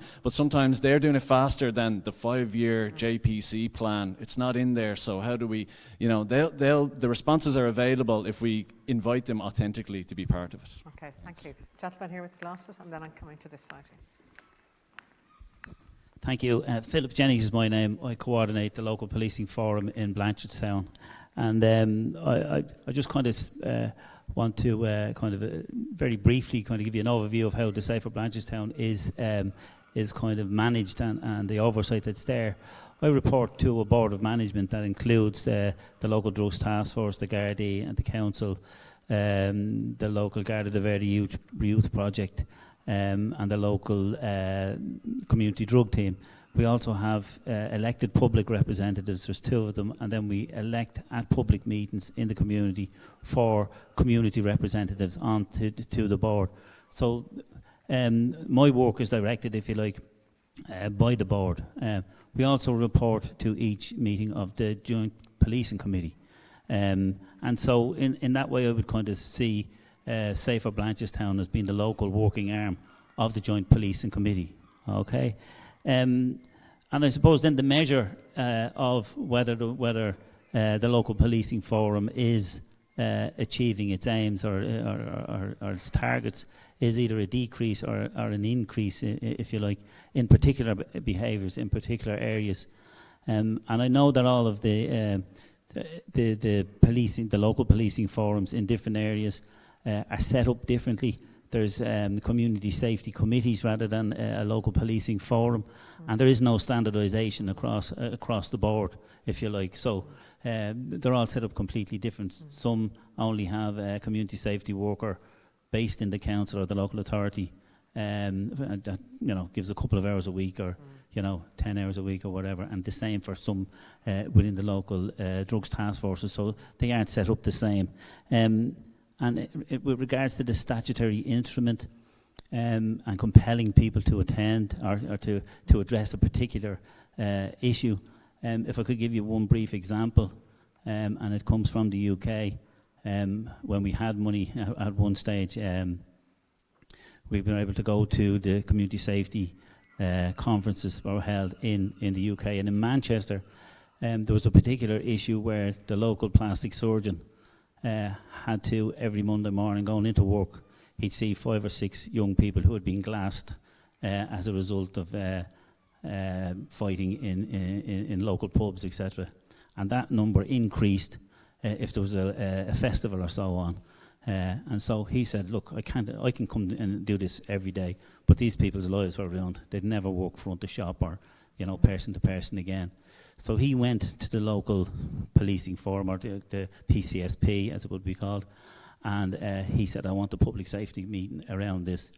So the cut and thrust of it was they measured the cost of it, they brought in the local, all of the stakeholders, they then brought in the local pubs and suppliers and said, if you don't sort out these glasses and bottles. So now if you go into Manchester, you're going to get a big thick glass, that if it's smashed, it goes in, shatters into small little pieces. Okay. All the bottles are either plastic or they're wrapped in plastic, so when they're smashed, they won't break into small shards that can be used as a weapon. So the problem has reduced greatly, by over 95%, I think, at the time, and they saved about £1 million a week, So it wasn't, in terms of kind of compelling people to come to a community safety meeting, it was the problem that compelled people, and not the policing forum itself. So, I mean, in that sense, that's what Johnny will use. Yeah. So it's the problem that compels people to attend. And just one last thing, funding. Funding very, very quickly. Safer Blanchardstown is one of the local community policing forums. It's on short time working and has absolutely no programme funding whatsoever. So we're all suffering from a funding kind of a crisis, if you like. Thanks very much. Okay, thank you very much. Sorry, just for a second, the lady at the back with the blonde hair with her hand up there, and the lady at the front, and I'm going to have to leave it at that then. I'm sorry, because people have to go. Who is Ailish, and why should I give Ailish? Okay, on Ailish then. Sorry, go ahead, please. Hi there, my name is Liz Canavan. I work in the Department of the Taoiseach, so I have a couple of perspectives on this, I suppose. One of my teams is working with the North East Inner City project, which is really good because I think it gives us an insight as to what's happening in real life on the ground, and I think that's really relevant to us understanding what it is we're trying to do here. We're also working on the policing reform programme, so we're working obviously very closely with all of our colleagues in the room around that. So a couple of things strike me. My own background has been largely in the areas of health and children, so I'm very familiar with this interagency work, and we've been talking about it for 20 years. I've been working on it on and off for 20 years, so this is motherhood and apple pie. We know how we need to do this to solve not just problems in policing, but problems in health, problems with children and families. And I was very struck, Duncan, by the kind of comments you were making about some of the issues that arise when you set up structures. And it's exactly the same as what my experience has been over years where we have set up local structures. It's trying to keep at the right level, keep the right people there, make sure they have the mandate, make sure if they have the mandate that they also can bring something more than mandate to the table. So these are challenges that we know are ahead no matter what we decide to do in terms of how we will structure the new arrangements.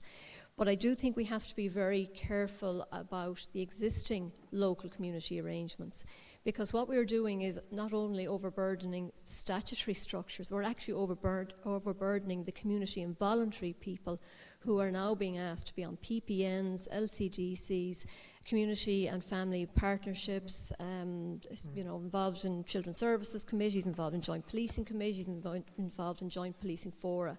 So I think whatever we do need to take account of trying to consolidate our efforts and build some of these things into existing statutory arrangements, particularly around local economic and community plans, and try to drive those right into the heart of some of the existing statutory arrangements. Because I think there's a real risk that we are going to overburden with more layers and draw a lot of the capacity or spread the existing capacity even more thinly. And in addition to that, there's a risk that on the policing side, we try and reinvent and relearn everything that we've learned maybe in children and families, or we've learned in some of the joint policing work to date. So I think we really have to be very conscious of that. And so that's one part of it. And then the other question is around the oversight. And Josephine, I can see that you are feeling your territory expanding rapidly in terms of the potential for oversight when you look across a whole range of what we might determined to be community policing. So there are oversight arrangements for lots of these things already, and through either TUSLA itself, who's overseeing TUSLA, HSE. So again, I think we have to be really canny to take advantage of the existing efforts we're trying to make, not all fully resolved, not all adequate yet, on how we're looking at performance for some of these other statutory functions that are critical to the work we're doing. So I just think we need to be very, very careful and clever about what we've learned so far right around the country in different spheres where we're coming at the same issue of this interagency, what's the problem we're trying to solve, and keep it very focused on delivering that and not driving the wrong metrics, the wrong structures, when that's really not where the answer is going to be to the kind of challenges we're faced. Okay, thank you very much. I'm going to finish with this lady here. I'm sorry, because we're going to run out of time. No, the lady in, yes, you. Yeah. My name, Moya Murdoch, Chief Executive of the Road Safety Authority. So I've heard all of the conversations this morning. I'm going to bring it back maybe to the discussion on what it means, community safety oversight in a policing context. And I'm coming very much, I fully appreciate all the discussions around the inner city communities. I'm bringing it back from my perspective to a road safety issue and a roads policing unit area. And over the last few years, obviously, An Garda Síochána has come from a very bad place. We had a number of scandals there, whether it was the penalty points, whether it was the breathalyzer issue. There was a number of oversight failures there, and it gave an awful bad name, and it affected all of the force and everything that they did. And obviously the Future of Policing Commission was initiated to look to see how we could do things better. But we must be very careful that we don't throw out the baby with the bathwater. We have made significant progress going back to basics, holding people to account, doing law enforcement. And Ireland last year had come a long way. It's the second safest country in Europe. We had our safest year on record, and it gives great consolation to families who've been affected by road deaths. And road deaths are a violent death, the most violent for the families affected, and no different than any crime, gangland crime death. There's, you know, the significant number of people who die in this country through a violent death is on the roads. So we need to be careful. I heard, sorry, I forgot. Yeah. Duncan? Yeah. Duncan mentioned it's very important to review what we're doing and to make sure it's working. I'm not sure how we're going to measure success here. I think it's time to review even before we implement to make sure it's still valid and current, and that we don't throw the baby out with the bathwater, and that whatever we do through the future of policing, that we don't undo some of the progress that we've made in the last few years, that we learn from those steps, because definitely visible Garda enforcement on the roads makes a difference, and I have no doubt it will make a difference in the communities, in the inner city communities and other areas. Rural Ireland is affected disproportionately with death on the roads through breaking the law. 80% of people are killed on rural roads, so we need to think about how that any changes would affect what progress we've already made, and really it has to be given its proper priority within any procedural changes. Okay, thank you. So before I wrap up, Josephine, I'm just going to ask you, do you want to respond? You initiated the event this morning. I'm going to do my thank yous in a minute. I do indeed, yeah. Take anything, any takeaways? Or? Well, the takeaways, the first thing is I'm really pleased we organised it, because we weren't sure when we started about the appetite for a public conversation, particularly in a context where there is a report and there is a direction set. But it's clear from the audience and from the participation that there is an appetite for conversation around this. So I'm very pleased that we put this event together, and I'm very grateful to the people who came, who participated, and to yourself, Claire, and to our speakers, and to Una for coming along. I think my takeaways, I'm holding on to Duncan's clarity. And I'm doing that, as I said in my remarks earlier, on the back of 3.5 years of a policing authority where we never seemed to meet the expectations of certain actors because there wasn't, in their heads, clarity of our purpose. So I think it's important. So the next wave will not meet the expectations of people here or people like people here unless there's clarity about what its job is. And so to me, that's the most important takeaway, to be really clear about what we're doing next. I can't resist answering Liz. Liz, I have no interest, good, bad, or indifferent, in expanding my empire. The policing PCSOC is a whole new body. This is a policing authority with a job to do, and I'm very contented with the size of it. Thank you. But I did need to name the fact. It has to do with the clarity and the expectation that may well be there. And so that's really the point I was trying to make, if I exaggerated slightly, but it was just to really get it understood that something called an Oversight Commission for Community Safety, wow, I mean, that's like this big at one level. And so it really does need to be clarified what its job will be and what the community can expect it to deliver, because it will have to be accountable as well. One of the things that never really, I think, was appreciated about the policing authority was that its own accountability to the community was exercised by its public meetings. They weren't about exclusively about the accountability of the police. They were about our accountability to show that we were doing our job. So the next body will have to be able to show that it's doing its job, and that needs clarity. So that was my only, so to me that's the most important takeaway about the need for clarity. You asked at one point, Claire, about whether there were note takers for catching the richness of the contributions. This entire event is recorded. So it will be available, it will be archived and available on the Policing Authority YouTube channel. So any of you who want to go back and, you know, re-listen to some of the contributions, because something that you heard at the beginning might sound different by the time you get to the end and you've heard a question from the floor. So I can certainly see people in the authority wanting to revisit it. So just to make that clear to you, it will be available. I want to thank everybody here at the Community College for looking after us, for making this facility available to us. And we have some students here today helping us to run the event behind the scenes. So we're very grateful to you. Thank you for having us, and thank you for looking after us so well. And finally, I'm going to ask the Chief Executive, as a token of the appreciation of the authority, to make a small presentation to each of our speakers.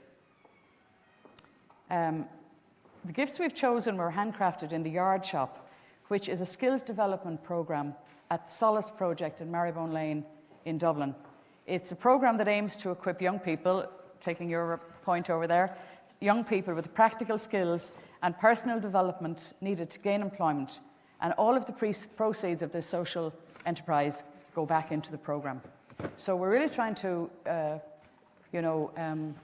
make this all about community from top to bottom in terms of the way we approach the event. So finally, I need to thank the people in the authority. The team in the authority, both the team that put the content together and the team that put the facilities together and the communications, did Trojan work to make this happen, including moving everything except the kitchen sink from Smithfield down here. So I want to thank the staff of the authority for the work they put in. This wouldn't have happened without you, so thank you very much.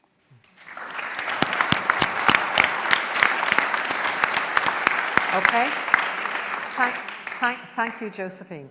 I think it's been such a rich and interesting morning to be part of, both from the panellists and from all of the contributions from the audience. I'm really sorry that I couldn't get to everybody, and we did take a lot of time, but between the people, their times drifting maybe just a little bit on the panel, and the fact that so many of you wanted to speak. But I have to say, I think that is such a positive and encouraging thing. I would hope to all of the people in the room today who are going to be part of the drawing up of the new legislation and the new structures and the rollout and the implementation of it, if nothing else, they can be assured that they will be being scrutinised and being held to account by the public, by the community, because so many of you came this morning and had such worthwhile things to say and contribute. I hope you'll continue to stay engaged with both the authority and with the department and with the, I've blanked on the name of the, in the Taoiseach's department, the agency that's rolling out the implementation of the report. I hope there will be opportunities for members of the public to continue to contribute to their thinking around that.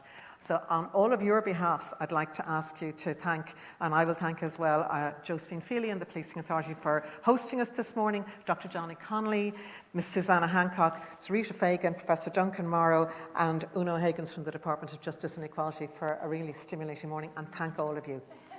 Oh, sorry, last thing. You can tweet about this morning's event, #Community Safety Oversight, which, like everything else, is a bit of a mouthful. But if you have comments or you want to try and get the public discourse going a little further, #Community Safety Oversight. Thank you all very much. See you again.